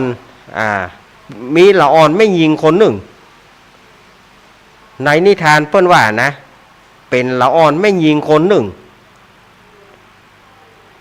อยู่กับตากับยายมาตั้งแต่น้อยละอยู่กับยายมาตั้งแต่เล็กเนาะอยู่กับตากับยายตายายนั้นปลูกถั่วปลูกงาปลูกข้าวปลูกพืชต่างๆวันหนึ่งก็ตายายก็ไปได้ถั่วได้งามาแล้วเอามาตากไว้โดยให้หลานเฝ้าให้หลานน้อยเป็นคนเฝ้าหลานน้อยก็เป็นคนเฝ้าปรากฏว่าเผลอเลยเนี่ยหลานน้อยวันนี้นะเผลอไปเล่นตามภาษาละอ่อนนะไปเล่นลืมว่าตายายตากถั่วตากงาไว้ ทีนี้ก็ปรากฏว่ากาก็มาลักจิกเอาถั่วเอางาไปหมดลึงเพื่อละอ่อนนั่นเหลียวมาโอ้กาเอาถั่วเอางาของตายายไปละตายละเนี่ยอย่างใดนี่พอกาไปรับตาก็บอกว่าละอ่อนเอ้ยเนาะตบไม้ตบมือนะตบไม้ตบมือพยายามจะให้กาเอาถั่วเอางามากาก็บอกเอามาเนี่ย กาบอกมาเอาแล้วละอ่อนมากก็กลัวเนาะให้กำเดียวปรากฏว่าตากับยายเข้าบ้านมาสอบถามว่าถั่วงาตายายมีไหน ละอ่อนก็บอกว่าเผลอเล่นกำเดียวบ่ได้กาเอาไปกินนี่แล้วยายก็ด่าตาก็ตีสถาญาติโยมว่ายายก็ด่าตาก็ตีแล้วก็บอกว่าไปเอาถั่วเอางามาให้ได้บ่าด้วยวิธีไหนไปเอาถั่วเอางามาคืนให้ตาให้ยายถ้าบ่อันจะตีให้ตายเลยหรือว่าบ่ต้องเข้ามาที่นี่บ่ต้องเข้ามาบ้านตาบ้านยายยายก็ด่าตาก็ตีไปปอนไหลไปละอ่อนคนนี้ก็ให้ไปหานายพรานบอกว่าปี้พรานที่ฮักปี้พรานที่เคารพนับถือขอปี้พรานช่วยหนูกำเตอ จะให้ช่วยหยังขอปี้พรานไปยิงกากำเพื่อว่ากาเนี่ยจะได้เอาถั่วเอางามาคืนให้ตาให้ยายหนูนายพรานบอกโอ้บ่ใจธุระของเฮาไปละอ่อนคนนี้ก็ให้ไปหาหนู ให้ไปหาหนูว่าปี้หนูที่หน้าฮักมีอย่างแกขอปี้หนูช่วยหนูกำเตอปี้หนูช่วยหนูกำเตอจะให้ช่วยอย่างขอปี้หนูไปกัดไปคบใส่ธนูนายพรานเพื่อนายพรานจะได้ไปยิงกาจะได้เอาถั่วเอางามาคืนให้ตาให้ยายหนูบ่ใจธุระของเฮาไปน่ะหนูว่านะละอ่อนคนนี้ก็ให้ไปอ้อนเมียวให้ไปอ้อนเมียวปี้เมียวที่หน้าฮักปี้เมียวที่หน้าอินดูขอช่วยหนูกำเตอจะให้ช่วยหยังขอปี้เมียวไปคบหนูให้กำเพื่อว่าหนูจะได้ไปคบสายธนูนายพรานจะได้ไปยิงกา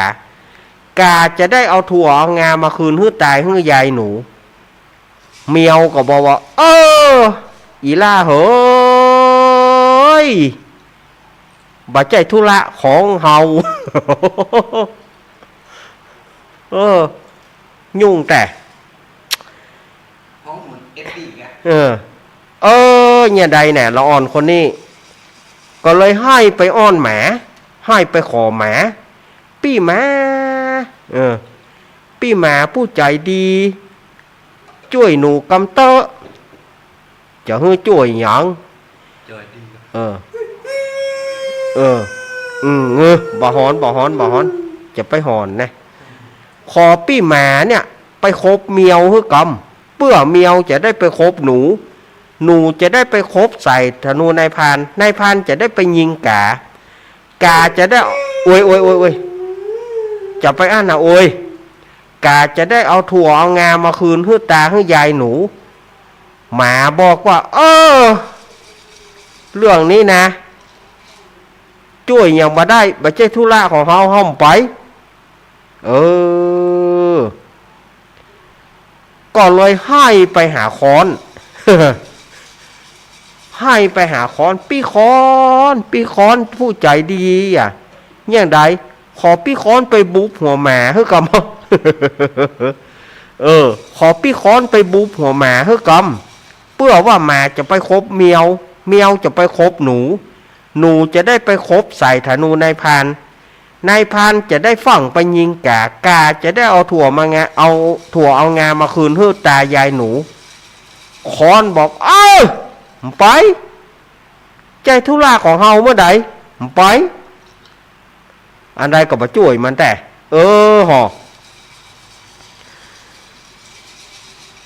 ก็เลยให้ไปหาไฟ ละอ่อนคนนี้นะหน้าอินโดมันเนาะให้ไปหาไฟปี้ไฟผู้เผาทุกอย่างในโลกนี้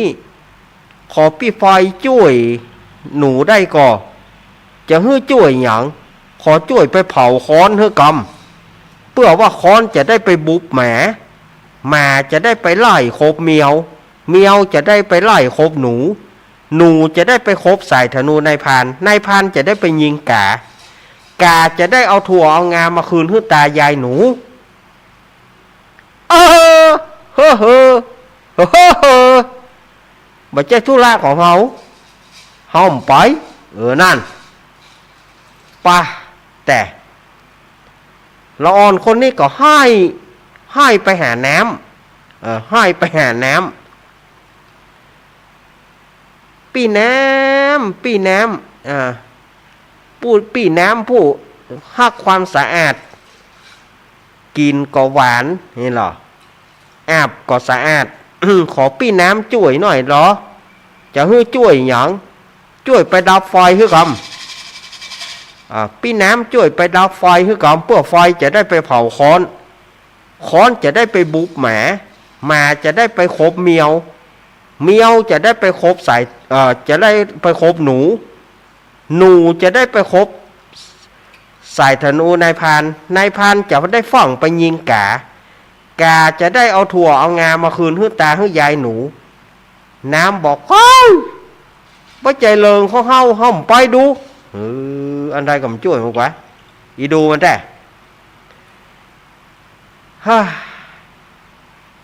เปิ่งอันใดก็ได้ให้ไปหาตาฟองขอตาฟองช่วยถมน้ำฮื้อกำให้ไปหาตาฟองพี่ตาฟองขอช่วยหนูหน่อยเหรอฮื้อช่วยหยังขอพี่ตาฟองไปถมน้ำฮื้อกำไปถมแม่น้ำฮื้อกำเพื่อน้ำจะได้ฟ่องไปดับไฟไฟก็จะได้ฟ่องไปเผาค้อนก็จะได้ฟ่องไปบุบแหมก็จะได้ไปไล่คบเมียวก็จะได้ไปไล่คบหนูจะไปคบสายธนูนายพร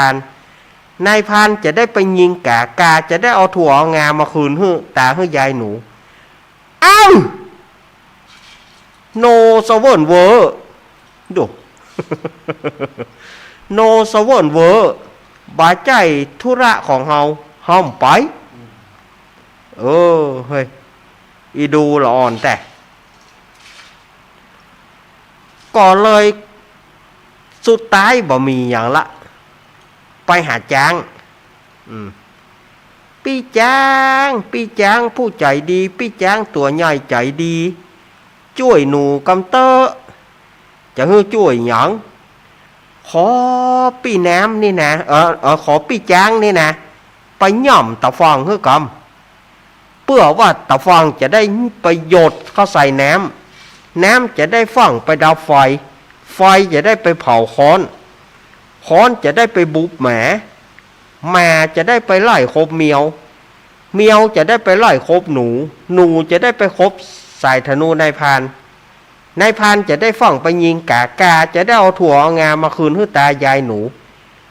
จางบอกอีหนูเฮ้ย sorry อด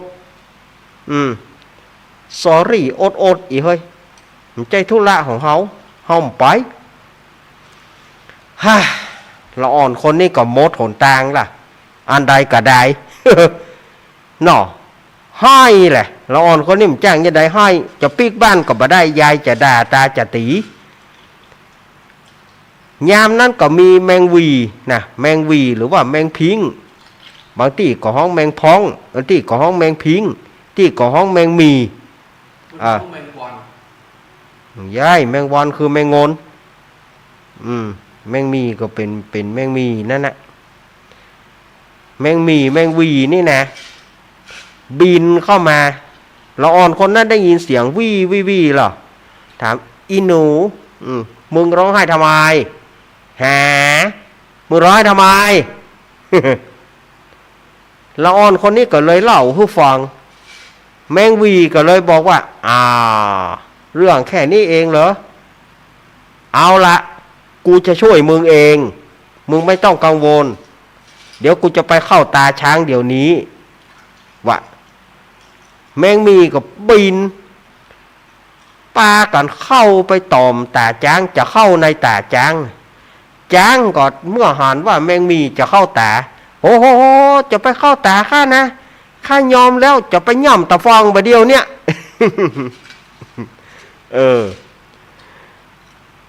ปดทอดจางมาโมงโยงจะมาย่อมตะฟองก็บอกว่าโอ้ไปย่อมข้าเนอะไปย่อมข้าเนอะข้ายอมแล้วข้าจะไปโถมน้ำบะเดียวเนี่ยข้าจะไปโถมน้ำบะเดียวเนี่ยโยดลงทั้งเท่งน้ำก็บอกโหจะไปโถมข้าได้เรื่องอย่างตะฟองจะไปโถมข้านะข้ายอมแล้วข้าจะไปดับไฟ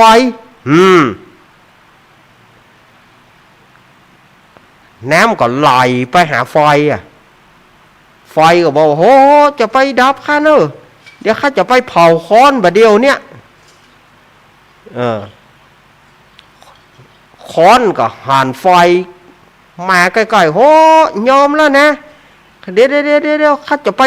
ไปบุกหัวแม่บะเดียวเนี่ยค้อนก็ฝังไปถึงก็ใส่หัวแม่น่ะบ๊บเงิ้งเนาะค้อนก็ไปแบบใส่หัวแม่แหละบ๊บเงิ้งมาก็โอ้บัดนั้นเฮ้ยได้ตั้งตัวแล้วค้อนแห่นี่เอาละข้าจะไปไล่เมียวบะเดียวเนี่ยวะข้ายอมแล้วข้าจะไปไล่เมียวบะเดียวเนี่ยเมียวก็บอกโหมาคบข้านี่เนอะหมาปะโถมาล่ะง่างมาโหจะมาคบข้านะข้าจะไปไล่หนูบะเดียวมันมีเนื่องจ่วยมันอยู่แต่ข้าจะไปละข้าจะไปไล่หนูบะเดียวเนี่ยหนูก็บอกว่าโหมากินข้าเนอะเมียวข้าจะไปละข้าจะไปยันคบใส่ธนูนายพรานนายพรานก็กลัวใส่ธนูเขาโอ้ข้ายอมแล้วใครไปยิงกาบะเดียวเนี่ยกาก็บอกว่าเฮ้ยยานายพรานข้าจะเอาถั่วงาไปคืนให้บะเดียวเนี่ยวะกาก็เลยเอาถั่วเอางาคืนให้ตาให้ยายกำนั้นยายก็บด่าตาก็บตีละอ่อนคนนี้ก็อยู่อย่างปลอดภัยเรื่องมันอย่างอี้แต่เรื่องมันมีอย่างอี้นะเรื่องเสือก็ดีแต่กี้เสือขอปอนเพื่อได้ปีนึงเพื่อได้ลูก6 ตัวเสียพระอินทร์พระอินทร์ไปตบปีกขานมันสะดุ้งเนาะ6 ปีเพื่อได้ลูกตั้งแต่นั้นมาเสือก็เลยได้6 ปีนะมันได้ลูกตวง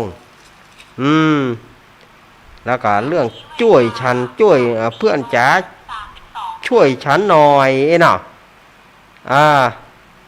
เพื่อนจ๋าช่วยฉันหน่อยเนาะช่วยแล้วนะช่วยแล้วนะวะถ้ามีแมงวีมีอันแมงวีนี่ตายเนาะถ้ามีไผช่วยมันเนาะนะ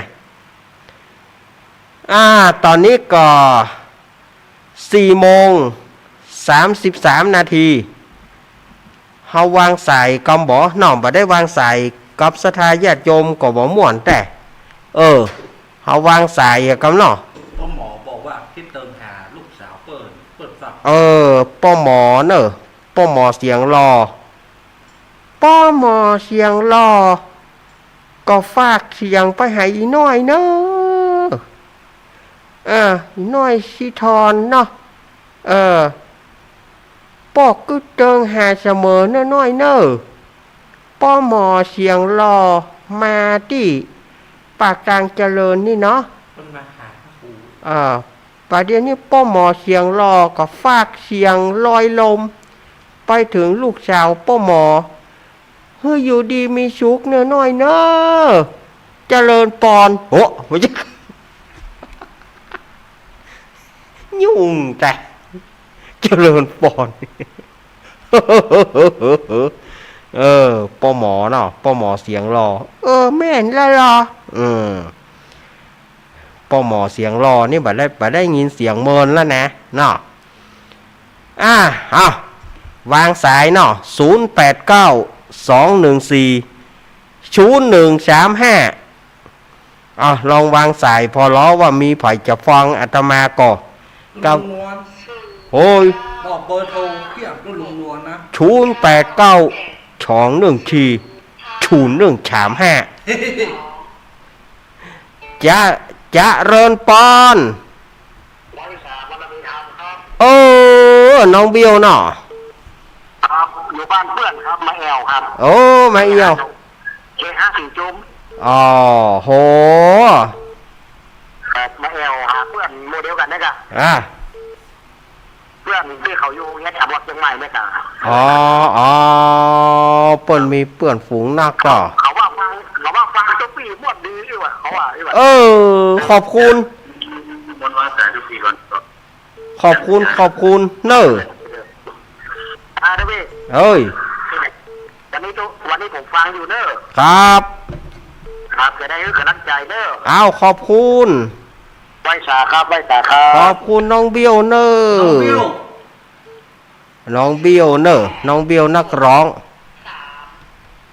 จะเริญปอน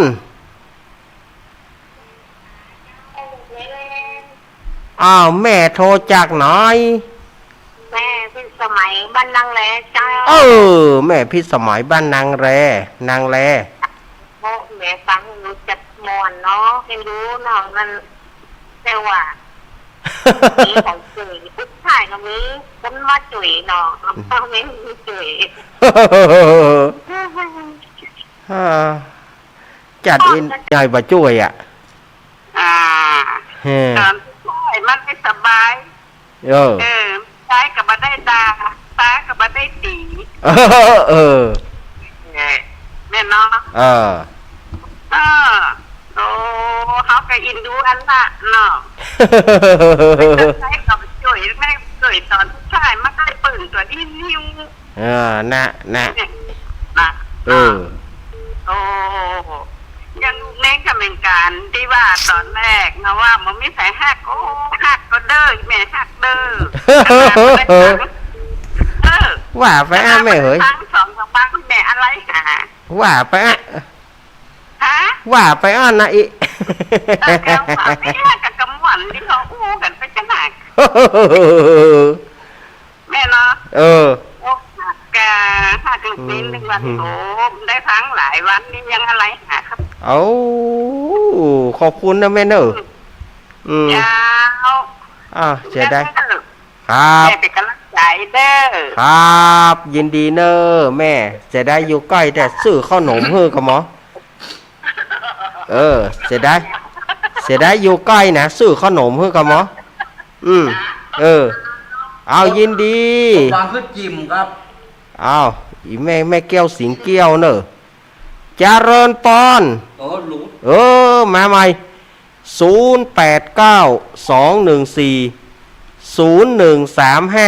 หลุด มาใหม่เจริญปอนเอาจากตังใดแม่ เจ้า จากตังใด จากอุ้ยเองเจ้า อุ้ยแดงดอกตะล่อม เจ้าสวัสดีเจเจตัวเน้อ ครับ แม่ยายแดงดอกตะล่อมมาแล้ว เจ้าแม่จะโอนไปเฮือเน้อ ได้เลย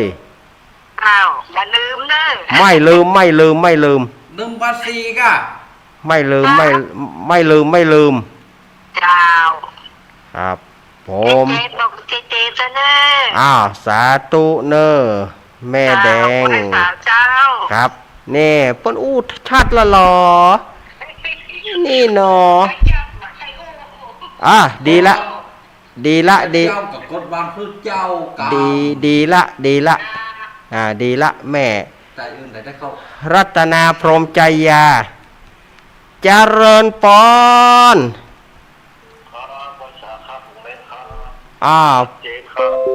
พ่อหลวงวินกะ ครับ พ่อหลวงวิน หม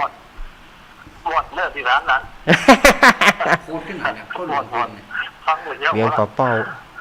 โคตรฟังขึ้นเนี่ย สารขี้เล็กเนาะ ครับครับ ป้อวินป้อหลวงวินฟังขึ้นนาย ขึ้นนี่ก็ขึ้นนั้นของ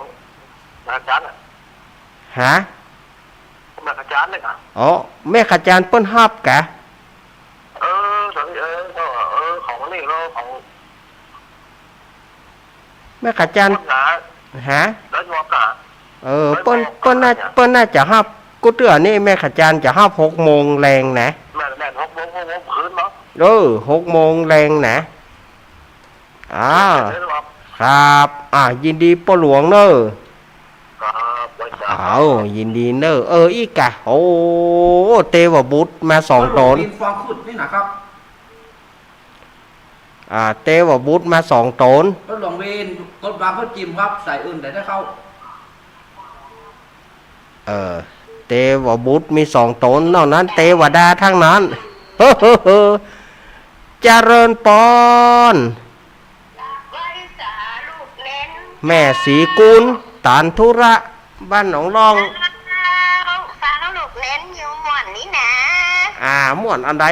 ม่วนอันใดถามก่อน แอนดูละออนแล้วก็หน้าบุ้งแมงมีไม่แอนดูละออนเนาะ นี่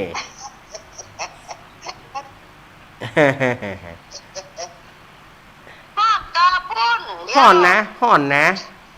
แต่หน้าห้อนไอ้แม่กับเปิดพัดลมอย่างนี้นะ อันนี้ได้ถึงเปิดพัดลมแล้วก็ลมแรงตั้งนอกเนาะลมแรงมาแล้วนะ โอ้มันจะซับห้อนก็หนาเปิดพัดลมก็ห้อน นั่นนะมีแต่เปลี่ยวแดดวืด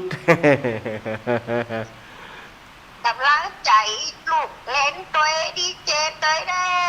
ขอบคุณนักๆเนอะแม่ศรีกุล เจ้า เจ้าขอบคุณนักๆเนอะแม่ศรีกุลตานธุระ เจ้ากับเจ้ากับกดบางพืชกำได้เจ้ากดบางพืชจิมเจ้า เจ้า เมาเป็นเจ้าเพิ่นกับ แม่ศรีกุลโอ้ลำปางนักเนอะเจริญปอนมาละแม่สีทอน หยุด มาแล้ว รถเนี่ย แม่สีทอนเกมจุ๋ม ติดรุดเนาะ เจ้า ตั้งแต่ชั่วโมงแรกนั่นแหละ น่ะขอบคุณเนอะ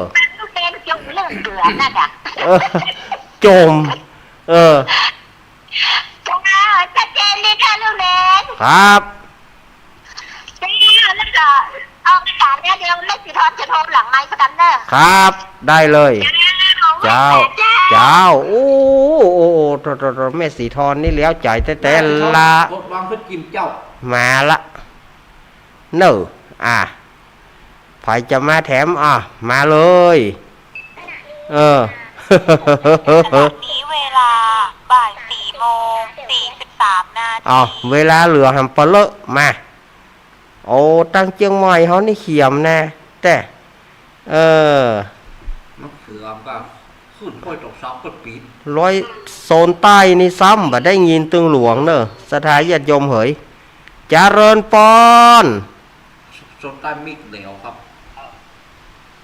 จากตั้งได้แม่สุกี้ละจ้ะ แม่สุพิษ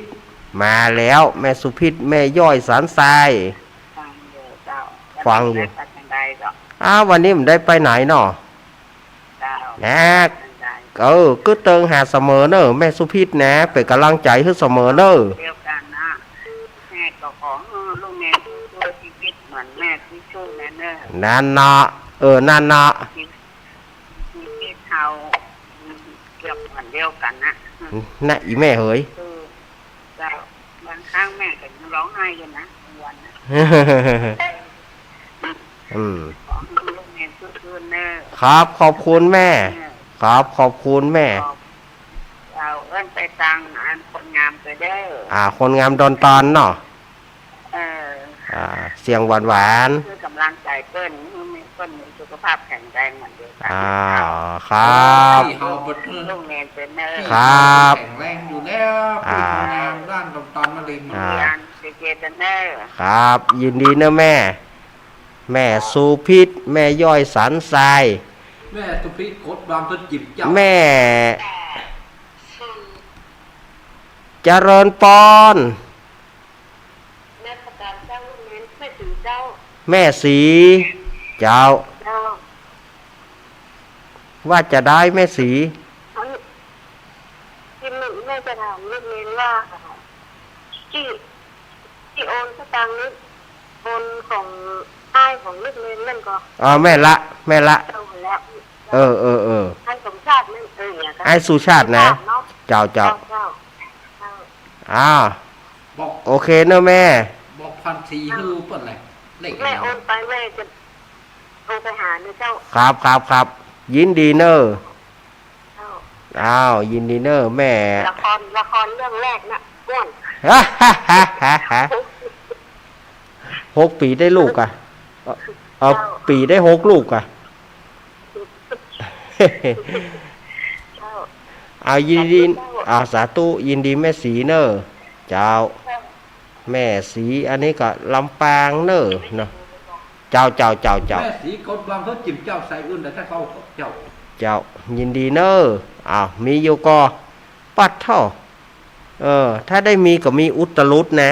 ถ้ามีก็ ขณะนี้เวลา บ่มีก็บ่มีนะเนาะ 46 นาที จริงอ่ะเจบ่ต้องบีบก็ได้เพราะมันเดินนาฬิกานะมันต้องมีเหมือนก่อนบ่ต้องไปเห่งไปเตือนน่ะศรัทธาญาติโยมตั้งหลายเพื่อจะมีไผที่จะอู้จะจากันก็ยังตันอยู่เนอะ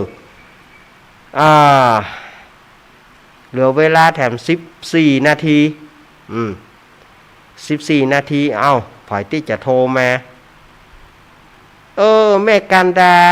หายไปหน่อยฮะแม่กันดาสีเนตรนะแม่กันดาหายหลังจากที่ปะกันที่ปุ่นพระบาทอุดม ตีตานเตียนหลังจากนั้นก็บ่ปะกันทำเลยนะแม่เนอะก็เติงหาเสมอเนอะเจริญปอนวันเด้อปานเจ้าให้แม่ บอกคนวิทยุก่อน เดี๋ยวโยมปิดวิทยุก่อนเนอะโยมแม่ปิดวิทยุก่อนดูเดี๋ยวแม่ปิดแม่ปิดวิทยุก่อน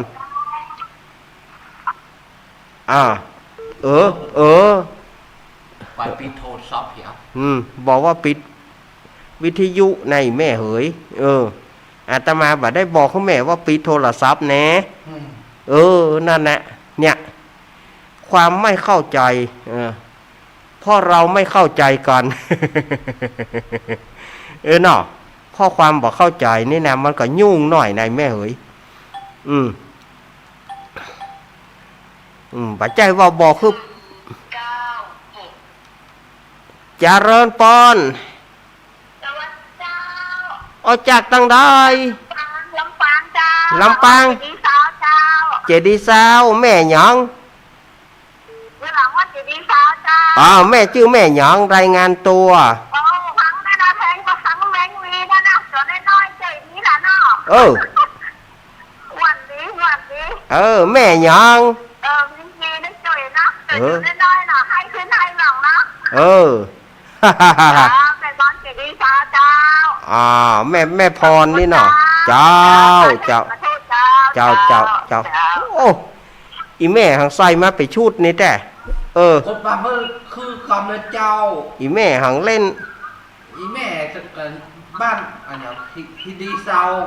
คนบางเขากำเลยเจ้าเอาละเขาไม่ฟังเราอีกอะเอาวางกดไว้กดเลยกดกว้างกดวางนะ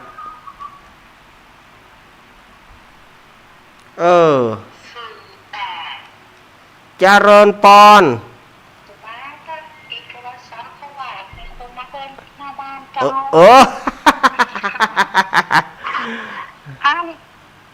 แม่ก็ยื้อลูกเน้นน่ะขยายเรื่องธรรมะเพื่อฟังสักน้อยได้พอเอาไว้อังการต่อไปเนาะการนี้มันบัดตานแล้วแม่มันบัดตานแล้วแม่เจ้าวันหลังก็ได้วันหลังเนาะเจ้าอีแม่จะมาขอในตอนที่มันจะหมดเวลานี่นะแม่มันเวลามันเลทบ่ได้ เจริญปอน แกแม่จ้าแกเดินรับเจ้า จากตังใดแม่ แม่สมศรีนันทราม โอ้มาละ ได้โทรหา อีแม่ไปอยู่ที่ไหน แม่มองขายกล้วยปิ้ง เออ ขายกล้วยปิ้งร้อนแล้วแบบเดียวก็2 โมงร้านเงินซื้อเดี๋ยวก็รับไปเลยนะ ลำนะอันกล้วยปิ้งนี่นะกล้วยปิ้งนี่กับข้าวนึ่งนะกับข้าวอุ่นนะ เดี๋ยว เหมาะ ที่เซาเอสแปะกันนอก เสาเอ็ดเนาะ เจ้าอาจารย์ ไปปักไหน อาจารย์จ้างได้อัดนะคือก่อน ฮะ ทำหาชาติ ได้บ่ได้อัดนะแม่เพราะบ่มีอุปกรณ์ กลัวแกน็อตมือกัน บ่มีอุปกรณ์แม่เฮ้ย ครับ ลืมออดได้ ครับยินดีเนอะครับ ครับ ก็บอกกั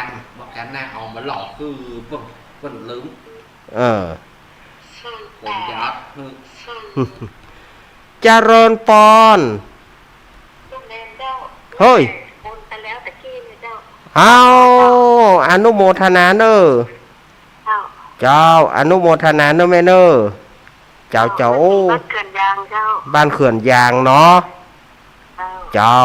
ขอบคุณแม่เนอะเอาละอันนี้ฮือสิทธิของแม่ฮือสิทธิแม่สีอันใดก็สีแต่นันทารามก็สี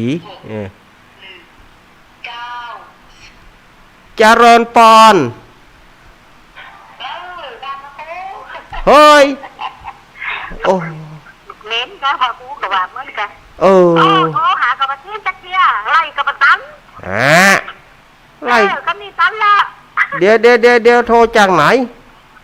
โอ้จากสมุทรวังเงิ ขณะ น นี้เวลา วังเงิน 4 โมง ดาวในแก้ววังเงิน นาที อีแม่ชื่อแม่หยองรายงานตัว แก้ววังเงิน แม่แก้ววังเงิน อำเภอเมตากจังหวัดลำปาง น่ะแล้วใจแต่อีแม่ยินดีเนอะ ดาว ยินดีแม่เหยมาทำสัก2 สายยินดีแม่เนอะแม่กดวางเพื่อกิมเจ้า สายอื่นได้เข้าเจ้า นี่ศรัทธาญาติโยมก็วันนี้นี่สายแน่นหนาเนอะกืนเนอะวันนี้นะอาตมาได้มามาจ๋าศรัทธาญาติโยมม่วนพ่องบ่ม่วนพ่องจะไปถือมันยกขึ้นมันเหี่ยวโคนเนาะศรัทธาญาติโยมว่ายกขึ้นมันเหี่ยวโตนมันถึงมีเตะ เปิ้นนี่เปิ้นจะม่วนแต่อาตมานี่มันม่วนบ่เป็น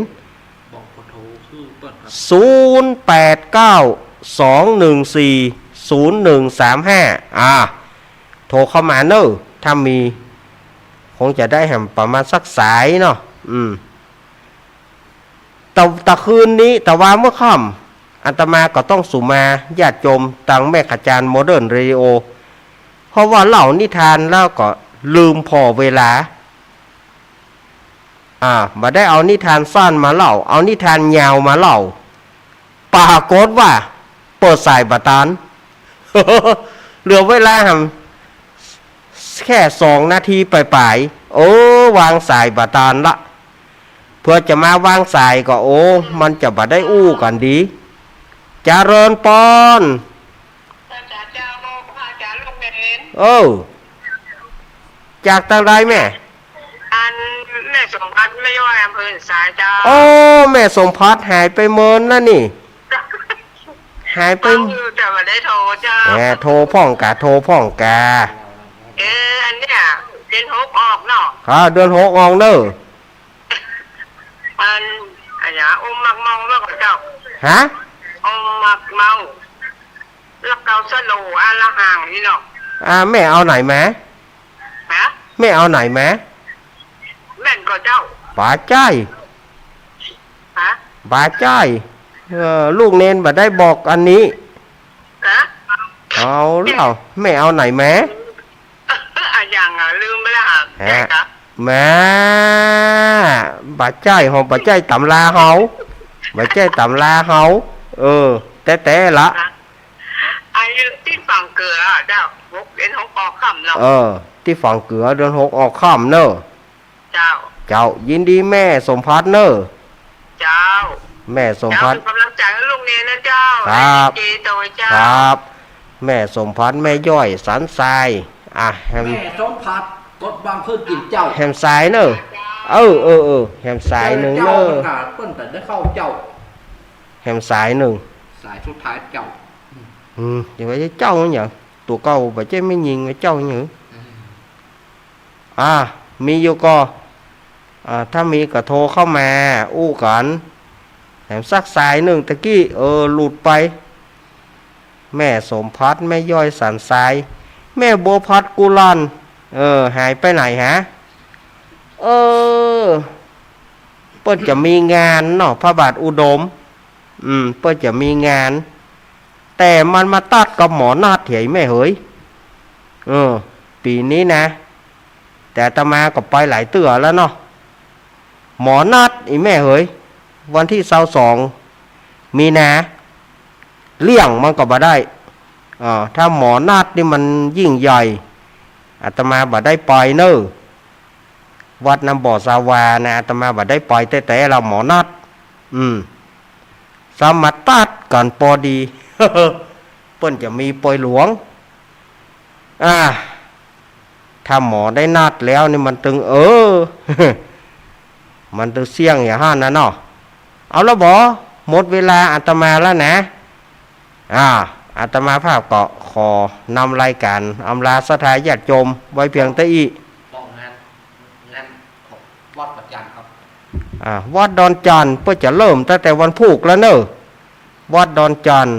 บ้านป่าจันทร์ตำบลเวียงตะหลงอำเภอเวียงป่าเป้าจังหวัดเชียงราย บอกว่าก ำเดียวก็เดี๋ยวขอเอาเป็นอย่างอุบาทนัดไปได้จากไหน บ่ต้องไปนี่มันมีนายนี่เปิ้นกะการแล้วบ่ต้อง